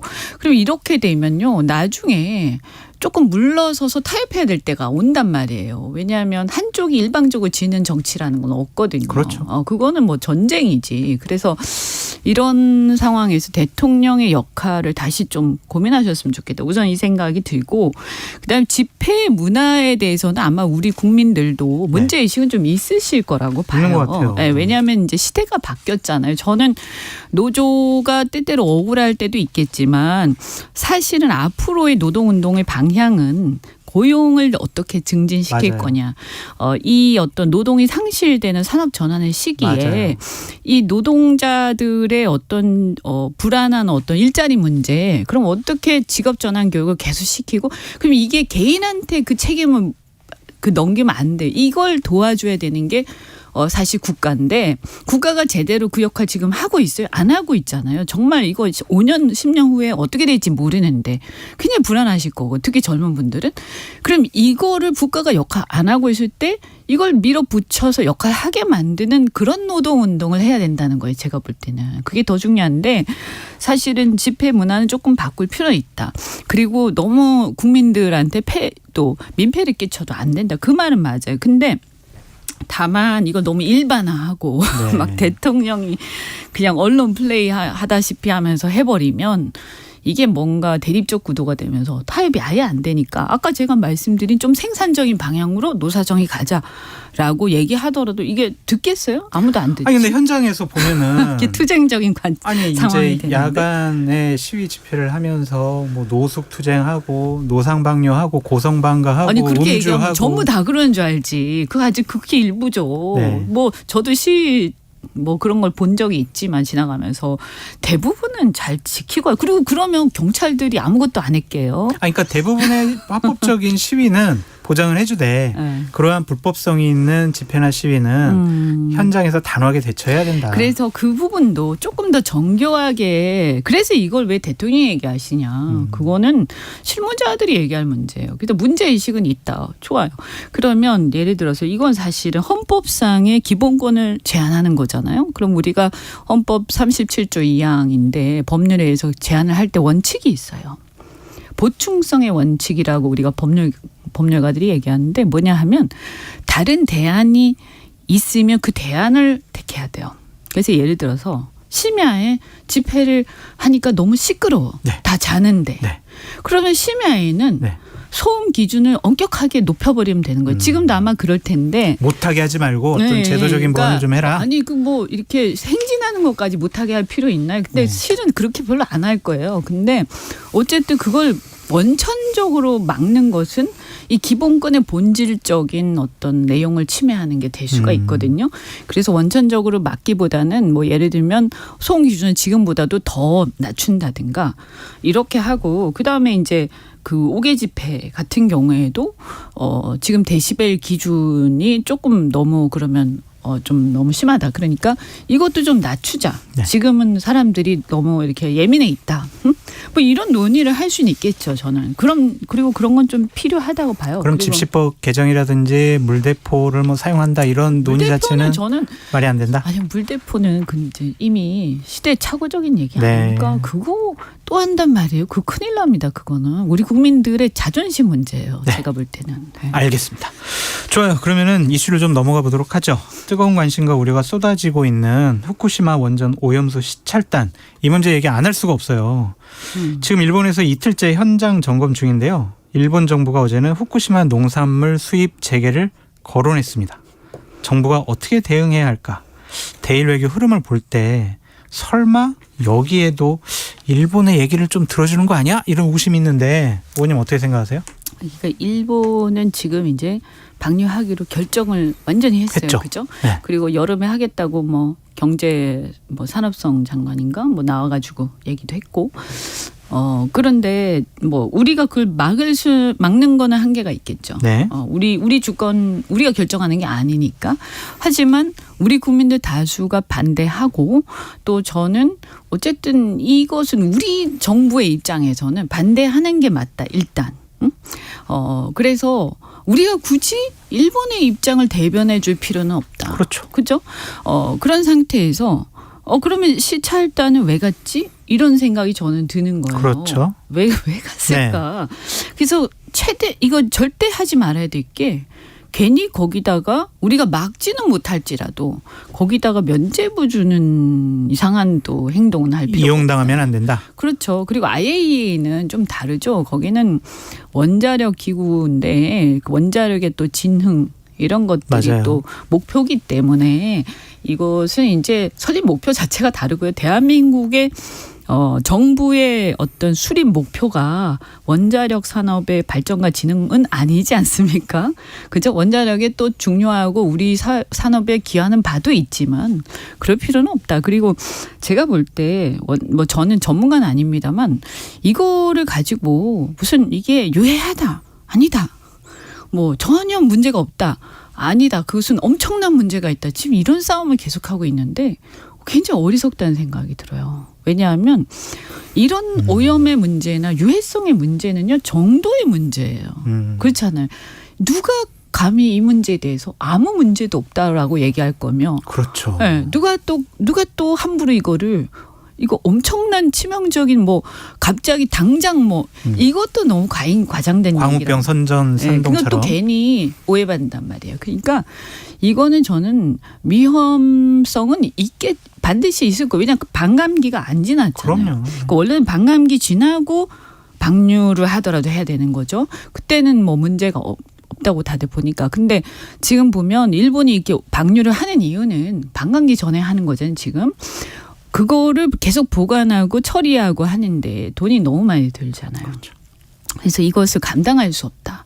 이 땅부터 시작해서 이 통에 어떤 제작까지 해서 통도 특수한 통에 보관을 해야 되고 하니까 그래서 사실은 저는 일본이 이것을 반감기까지 가능하면 보관하려고 하는 게 맞고 우리는 그렇게 주장하는 게 맞고요. 그다음에 그것이 문제가 돼서 방류가 됐을 때 위험성은 있긴 있는데 사실 얼마나 있는지는 지금 이걸 단정하기는 어렵기 때문에 사실 뭐 그렇게 당장 치명적이지 않을 수 있지만 또 사람에 따라서는 그것이 나중에 축적이 되면 문제가 있어요. 특히 아이들이라든가 임산부라든가 그죠? 민감한 사람들이 있지 않습니까? 그래서 가임기라든가 그래서 거기다가 또 실제 위험성에 비해서 사람들은 이런 걸 더 예민하게 느끼기 때문에 수산업이라든지 이런 데 또 피해가 온단 말이에요. 그래서 이런 것들 나중에 그분들이 문제를 제기할 때 국가가 도와주지는 못할 망정 막아서면 안 되잖아요. 근데 이거를 우리 정부가 면죄부를 줘버리면 안 되죠. 이건 막아서는 꼴이 되는 거예요. 그렇죠. 근데 지금 시찰단과 관련해서는 지금 깜깜이에요. 그냥 유단장이 나와가지고 브리핑하는 거 외에는 우리가 뭘 했는지 알 수가 없는데 의원님 국회 경험을 해보셨으니까 이 시찰단이 일본에서 누구랑 무엇을 어떻게 하고 뭘 확인했는지 국회 차원에서 뭔가 좀 확인하는 절차가 필요하다라는 주장이 야당으로부터 나오고 있는데 어떻게 생각하세요? 필요하죠. 지금 이제 저는 개인적으로 왜 보냈을까? 그러니까 왜 갔어요? 라는 것부터 물으면 되잖아요. 그렇죠. 아니 가가지고 이거는 문제 없다라고 할 수도 없고 문제 있다고 할 수도 없고 굉장히 난감한 상황이잖아요. 그리고 가서 제대로 검증도 안 되잖아요. 네. 사실은. 그럼 또 갔다 와가지고 기왕 갔는데 시찰단 와가지고 그럼 갔다 온 거 보고하라고 그럴 거 아니에요. 그럼 우리 국민들한테 비밀로 할 수는 없거든요. 그렇죠. 이게 민주주의 국가인데 그럼. 그렇잖아요. 그럼 당연히 국회에서 보고해야 되는 거예요. 국회에서 보고를 하면 또 그 시찰단의 보고의 결과에 대한 해석이 분분할 건 말이에요. 분분하잖아요. 그러면 이러한 갈등이 계속 올라가는데 그렇다고 해서 현실적으로 어떠한 우리가 그런 갈등을 계속했을 때 그렇다고 우리가 뭘 할 수 있는 것도 아무것도 없고 결국에는 갈등만 키우고 아무것도 정부는 못할 것이고 아주 어리석기 짝이 없는 짓을 했다. 시찰단 가지 말았어야 되는 거예요. 그 국회에서 그걸 따져야 된다? 그렇죠. 네. 아니 이왕 갔으니까 가지 안 갔으면 따질 일도 없죠. 네. 그리고 그냥 우리 정부는 반대한다.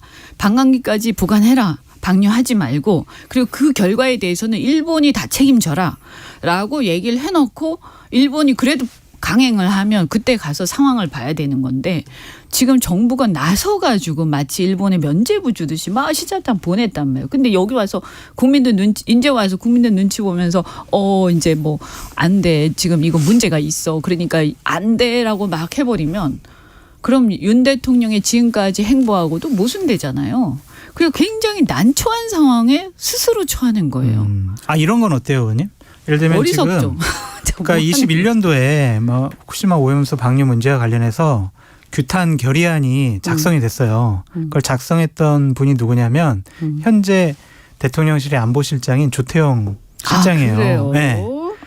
근데 그 당시에 정의용 네. 문재인 정권 하에서 외교부 장관이 나와가지고 IAEA에서 과학적으로 합리적으로 조건에 맞춰가지고 방류한다고 하는 것을 뭐 허락하면 뭐 우리로서는 어떤 문제 제기하기가 좀 어렵습니다. 이런 식의 얘기를 했거든요. 네네네. 당시에 국민의힘 의원들은 규탄하고. 근데 규탄했죠. 네. 네. 근데 당시에 민주당 의원들은 그냥 과학적으로 검증해보고 우리가 뭐 또 어떤 문제 민주당은 제기를 또 그랬죠. 완전히 진짜. 바뀌었어요 지금. 아니 그래서 저는 너무 놀랍고 세상에 저는 그래서 정말 헷갈려요. 이게 지금 편 갈라가지고 너는 누구 편이냐 하면서 서로 막 싸우는데 네. 실제로 어떤 가치를 가지고 싸우기나 하는 거냐 이거. 네. 그리고 민주당은 막 그러더니 그때는 또 아무 문제 없다고 그랬잖아요. 네. 근데 그때는 또 저는 막 민주당 비판했어요. 네. 그런데 저도 비판했어요. 네, 그죠? 기억나죠? 좀 문재인 정권하고 또 민주당 엄청 비판했거든요. 근데 지금 와서 똑같은 더 심각해지고 있는 거 아닙니까? 네. 방류하는 거니까 당장.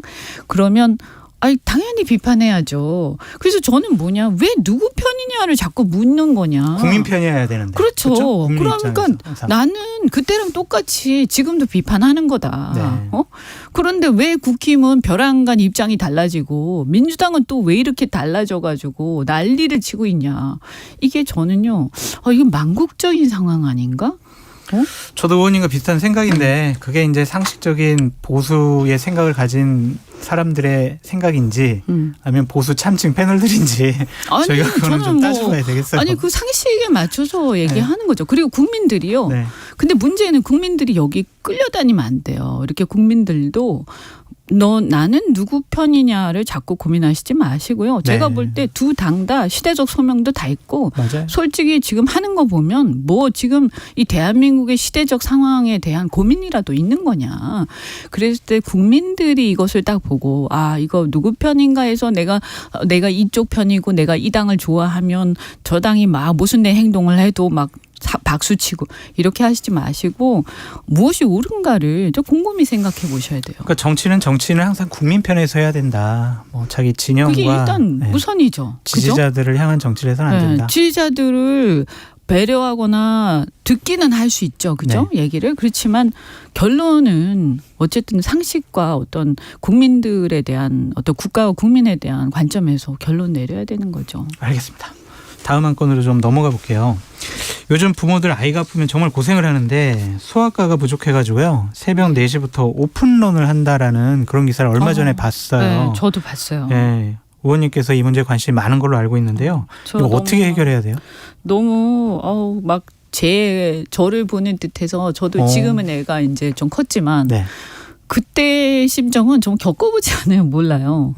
우리 장 소장님도 네. 그죠.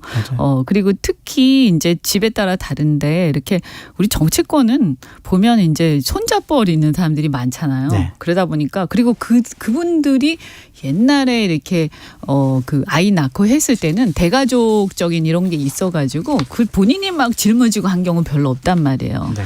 근데 지금은 진짜 그야말로 머리가 휘날리게 뛰어다녀야 되는데 근데 막상 아이가 새벽에 막 울고 고열이 나는데 갈 곳이 없어요. 그럼 대학병원까지 나중에 응급실까지 가야 되거든요. 네. 그거를 갈 동안에 그 막 심정 막 가슴이 막 네. 두근두근하고 네. 막 스트레스 엄청 받거든요. 근데 그리고 병원에서 볼 일 끝나고 열이 좀 내렸어요. 그래도 약간 미열이 있는 상태에서 다음 날 아이를 어디 맡기고 가야 되잖아요. 일하러 가야 되잖아요. 이럴 때 느끼는 그 막 아이한테 뭔가 내가 못할 짓을 하는 것 같고 근데 그게 뭐 대부분 이제 우리 집만 해도 그래도 우리 남편 잘 이해해 주는 편이지만 보통 또 엄마가 이걸 다 오롯이 책임지고 막 하는 집안들이 많잖아. 아직까지도 우리나라가. 그래서 이거는 보통 일이 아니다. 근데 소아과만 이런 게 아니고 산부인과도 그렇고 비뇨기과도 그렇고 이게 저는 얼마 전에 간호법 문제가 있었잖아요. 네.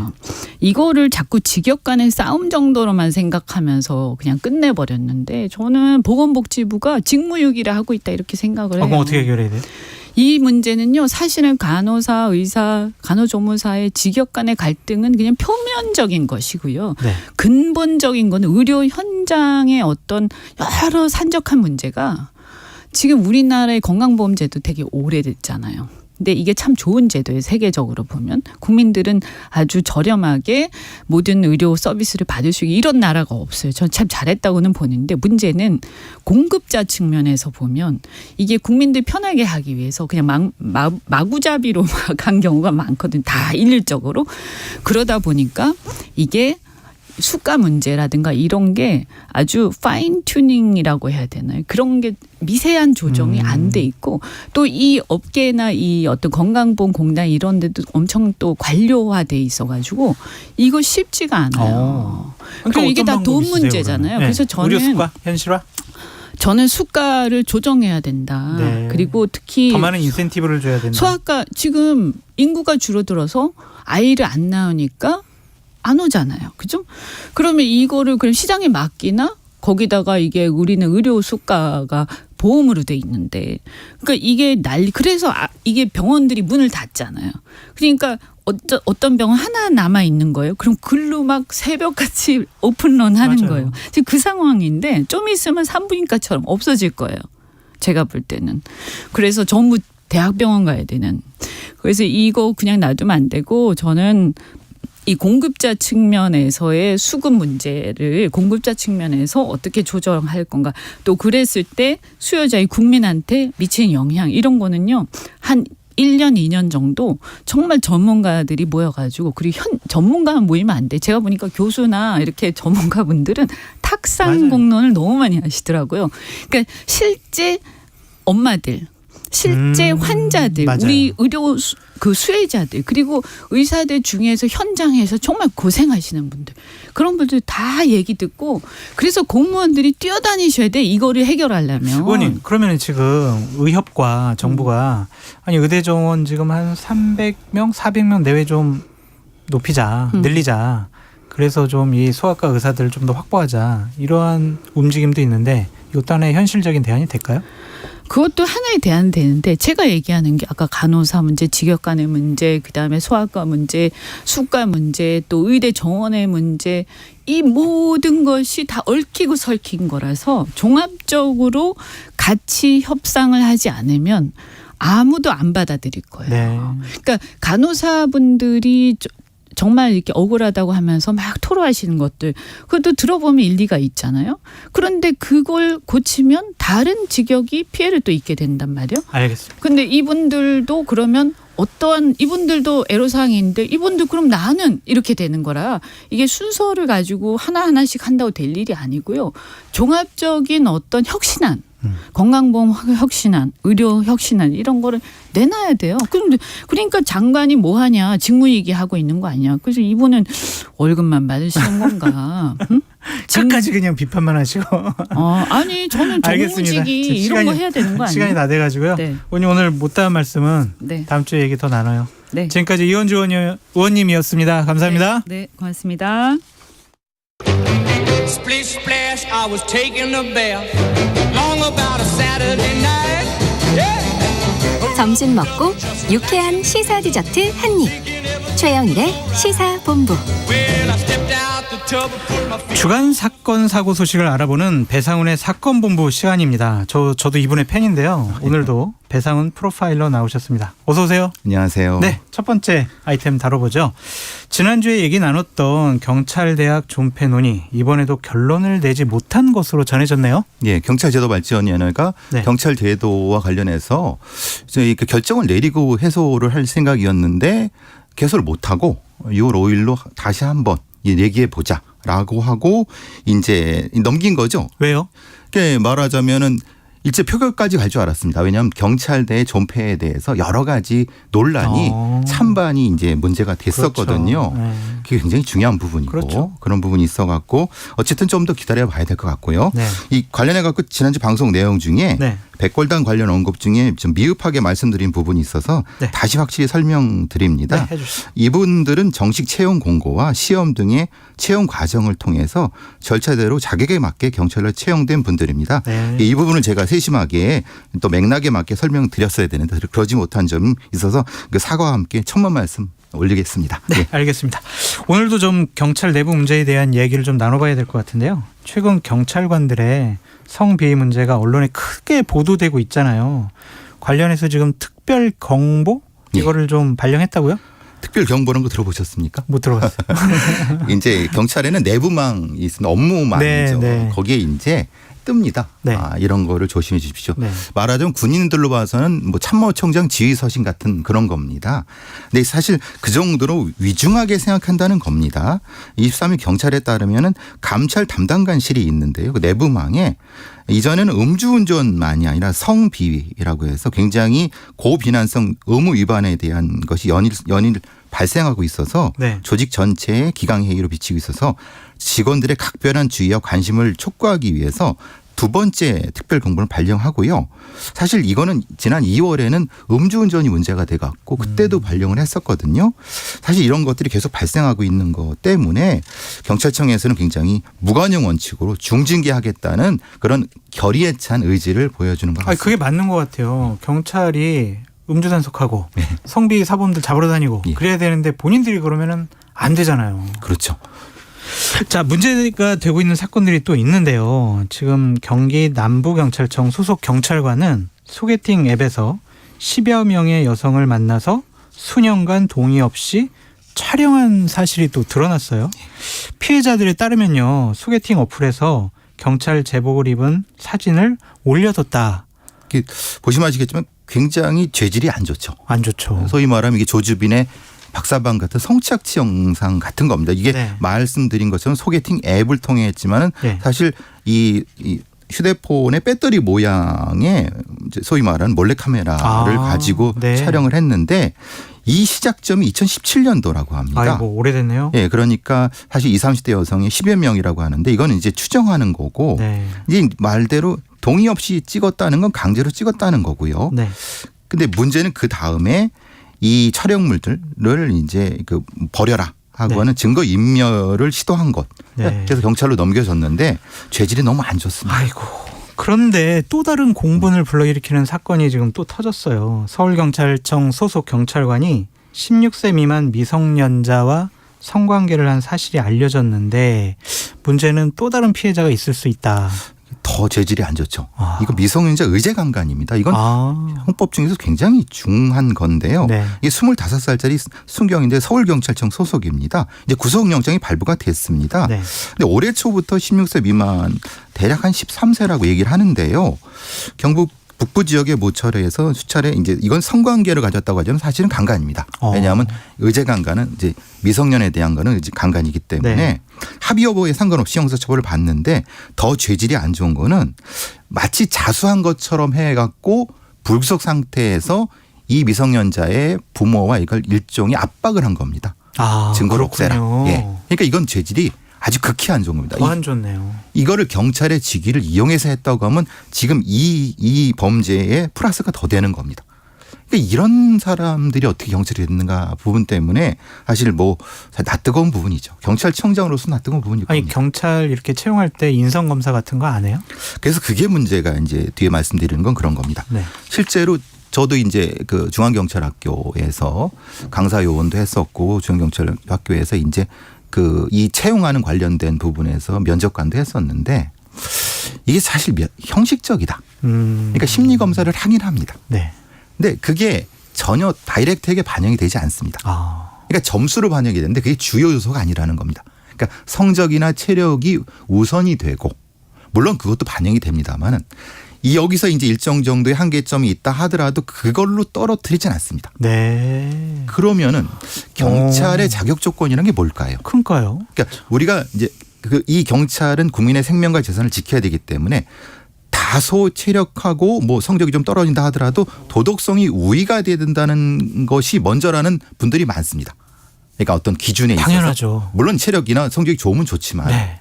근데 그 부분에 대한 어떤 보완이라든가 아니면 이게 있는가라고 하는 것이 내부적으로도 외부적으로도 논란이 좀 많이 이건 됩니다. 제도적으로 좀 보완이 돼야 될 필요가 있겠고요. 그렇죠. 프로파일러시니까 한 가지 여쭤보고 싶은 게 이렇게 성비라든지 뭐 음주 이러한 일을 저지르는 경찰관들의 이게 심리는 뭐예요? 나는 뭐 경찰이니까 뭐 누가 나를 잡겠어? 이런 마음인가요? 이런 숫자가 많은 게 성범죄를 수사하는 경찰관들이 비율이 조금 높습니다. 일종의 지배욕, 과시욕, 뭔가 내가 우위가 있다. 너의 모든 걸 내가 통제할 수 있다라고 하는 걸 가면은 실제로 성범죄를 수사하는 과정에서는 이 피해자에 대한 심리적 우위가 굉장히 높거든요. 그래서 이 부분은 아주 그 정교하게 심리적 통제, 그러니까 관리를 해야 되는데 사실 성범죄 수사관이라고 해서 특별하게 하는 건 아닙니다. 사실 그 부분이 우리 경찰에서 부족한 부분입니다. 그러니까 다른 범죄도 마찬가지지만 성적인 어떤 범죄를 접근하는 데 있어서 거기에 자기도 빠질 수 있다는 것을 충분히 감안하고 네. 사실 미국 같은 데서 경찰을 채용하거나 교육할 때 이 부분을 굉장히 중요시하게 됩니다. 아무나 성범죄 수사관을 시키지 않습니다. 네. 그러면 이게 성비 사건이 좀 높아지고 있는데 이게 고질적인 문제로 봐야 되는 거예요? 그래서 구조적인 부분. 네. 왜냐하면 아시다시피 이제 이게 거의 뭐 6개월, 1년 단위로 계속 이런 게 뭐가 발생하면 엄단하겠다. 뭐 하겠다. 근데 몇 달 지나면 또 흐지부지. 흐지부지예요? 예. 그러니까 계속 이게 똑같은 게 반복이 되니까요. 그러니까 말하자면 지금 이제 국민의힘 정우택 의원실에서 경찰 공무원 기소 이상 처분 현황에 대한 자료를 보면은 이건 재판에 넘겨진 성범죄 재판에 넘겨진 경찰관이 2018년대 22명에서 지금 2023년에 23명 그리고 최근 5년간 100명이 넘는데 이것은 이제 재판에 넘겨진 거고 이게 내부적으로 징계를 받은 사람들은 2018년대 48명에서 사실은 지난해 79명입니다. 그러니까 이거는 사실은 이 징계로 이미 카운트 된 사람만 얘기하는 거고 가지 못 않은 그러니까 내부에서 봐준 거? 그렇죠. 내부에서 봐줬다기보다는 이제 온정주의로 인해서 거기까지 봐준 거잖아요. 너 경찰이니까 에이 우리가 이 정도는 너 봐줄게 뭐 이런 거 아니에요? 문제 삼지 않을게. 그게 구조적인 부분이 있을 수 있다. 네. 왜냐하면은 관서장이나 기관장의 부하가 이런 일이 벌어졌을 때 사실은 온정주의가 작용이 안 한다고 볼 수가 없습니다. 그게 개인적인 문제예요? 아니면 조직 기강의 문제예요? 아니면 시스템적인 문제예요? 세 가지가 다 있다고 경찰 전문가들은 봅니다. 왜냐하면 왜 개선이 안 돼요? 왜냐하면 내부적인 감찰 시스템과 외부적인 견제의 구조가 미흡한 것이 아니냐. 왜냐하면 내부적인 감찰이 전문적인 감찰 인력이 있느냐. 이게 이제 기관장의 지휘권에 맞받아 갖고 극복을 못한다. 왜냐하면 지휘관이 이 정도 감찰 됐어. 이 정도의 수준이 아니냐. 왜냐하면 그 이상을 넘지 못하니까 반복이 되니까. 아니 이럴 수 있어요. 있지 않아요? 내 밑에 있는 뭐 후배들이 문제가 됐어요. 범죄를 저질렀어요. 징계를 하게 됐어요. 그러면은 책임자인 나도 인사고과에 반영이 됩니다. 부정적으로 반영될 거 아니에요. 그러니까 부정적으로 작용하죠. 그게 이제 그게 그런 구조적으로 봐야 되느냐. 볼 수 있다는 겁니다. 그럼 웬만한 거는 그래 문제가 안 생길 것 같으면 좀 봐주는 그런 분위기도 있겠어요. 봐준다보다는 봐준다고 확신이 못하지만은 시기를 늦추는 겁니다. 시기를 늦춘다는 거는 이 보직이 변경이 됩니다.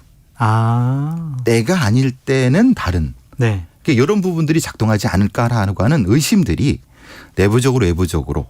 그럼 외부적인 견제 장치는 있느냐? 근데 외부적인 견제 장치도 마땅치가 않습니다. 그러니까 경찰의 외부적인 장치가 뭐가 있냐. 경찰위원회 같은 건 있지만 그거는 사실은 큰 정책적인 거를 하는 거지 구체적인 어떤 이런 것들을 하지 않거든요. 그럼 그 대책은 뭐냐. 이게 사실은 고민인 겁니다. 아니 근데 경찰서 같은 데는 청문감사관이 있잖아요. 그래서 내부적인 비리라든지 문제점을 그 사람들이 파악을 하는데 그거는 별 효과가 없는 건가요? 근데 그 감찰권이 지휘관의 지휘권을 넘어서지 못한다는 겁니다. 그러니까 분명히 독립적이지 않다. 그렇죠. 정확한 말씀입니다. 감찰은 했습니다. 이게 문제가 있어요. 근데 이런 부분들을 막 해는 과정에서 그러면 지휘권하고 충돌할 때 이게 군내 사법 시스템과 똑같습니다. 군 사법 시스템이 지휘권하고 충돌한다는 게 지금 사실은 군내 비위랑 똑같은 방식이지 않습니까? 사실은 긍정적으로 하려면 그것을 비교적 독립적인 형태의 감찰권이 있어야 되는데 그게 지금 우리 경찰에 제도적으로 있는가? 물론 명목성은 있다고 하는데 현실적으로는 참 어려운. 아니 그런 제도적인 개선은 이제 법을 통해서 해야 될 텐데 국회도 할 말이 없을 것 같아요. 왜냐하면 국회 윤리위원회도 맞습니다. 다 의원들이 하고 자문위원들도 의원들이 이제 구성하고 선임하고 이러거든요. 그러니까 자기 의원들은 좀 봐준다. 그런 분위기가 있는 것 같기도 해요. 그러니까 이런 온정주의를 경찰 내부에서는 과감히 혁파해야 되는데 경찰청장이 역대 경찰청장분들은 다 그런 의지를 가지셨습니다.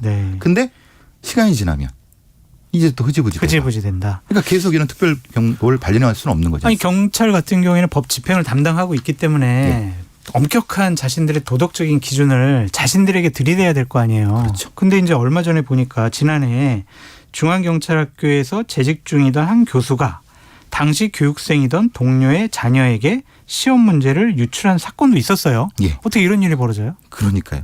저도 이제 중앙경찰학교 교수 요원들을 아는 분들도 있는데 그럴 일이 없는데 이제 이런 경우가 생기니까. 어떻게 밝혀졌어요? 근데 이건 이제 이 교육생이 다른 사람한테 이 얘기를 했나 봅니다. 그래서 결정됐고 사실 이분은 기소가 됐습니다. 지금 재판 이제 들어가게 되는데요. 근데 문제는 1개월 정직인데 사실 이 정도라고 하면은 이건 너무 약한 겁니다. 그러니까 이 시험지를 유출한 교수는 1개월 정직밖에 안 당했다. 1개월 후에는 다시 교수직으로 복귀한다. 복귀하고 재판은 계속 늘어질 거고. 문제는 예를 들면 교육생과 이 아버지가 있지 않습니까? 그러니까 동료의 자녀니까. 사실은 3명인 거죠. 이 교수 요원과 동료와 자녀니까. 그럼 이분은 그러니까 이 자녀 교육생은 어떤 처벌을 받았느냐? 어떻게 받았어요? 그게 지금 없는 거죠. 없어요? 그러니까 그러면은 이게 온정주의가 아니겠느냐? 아니 이런 문제가 발생할 때마다 내 외부에서는 엄격하게 뭐 징계하고 조치를 해야 된다 이렇게 얘기를 하는데 실제로는 그렇게 안 되는 모양이네요. 그러니까 훈령이나 예규는 계속 촘촘하게 많이 만들어지고 있습니다. 문제는 현장에서 실제로 그게 진행이 되느냐는 또 다른 문제 같습니다. 그럼 앞서 말씀드린 특별 경보는 어떤 조치예요? 그냥 조심하라는 겁니다. 그러니까 저기 떠갖고 내가 지켜보고 있으니까 조심해라고 하는 거예요. 엄단하겠다라고 하는 겁니다. 경고장입니다. 그러면 지휘공단 막론하고요. 경찰관의 크고 작은 일탈행위는 그 특별 경보 말고 어떻게 좀 조치해야 돼요? 지금은 사실 제도적으로는 대안이 없어요. 없죠. 그러니까 그래서 제가 말씀드리는 건 꾸준히 전문가들도 말씀드리는 건 그런 겁니다. 내부 감찰권을 약간씩 좀 독립시킬 부분이 있다. 그거를 국회로 약간 이관을 하든 아니면 국무총리 소속으로 가든. 그러니까 경찰청장이 그걸 다 통제하는 건 이거는 사실은 안 되지 않느냐. 그리고 외부 감시도 필요하다. 그래서 뭐 시민감사위원회 이런 것도 하지만 사실 그것도 참 유명무실한데 그러니까 내부 외부의 감시 장치가 좀 지금보다는 더 있어야 되지 않느냐. 조직들은 별로 안 좋아할 것 같아요. 당연히 안 좋아하죠. 알겠습니다. 오늘 배상훈 프로파일러와 함께 사건본부 함께했습니다. 오늘 정말 감사합니다. 감사합니다. 네. 시사본부 오늘 준비한 소식은 여기까지입니다. 저는 건강상의 이유로 자리를 비운 최영일 평론가 대신 잠시 진행을 맡은 장성철이었습니다. 저는 내일 낮 12시 20분에 다시 찾아오겠습니다. 고맙습니다.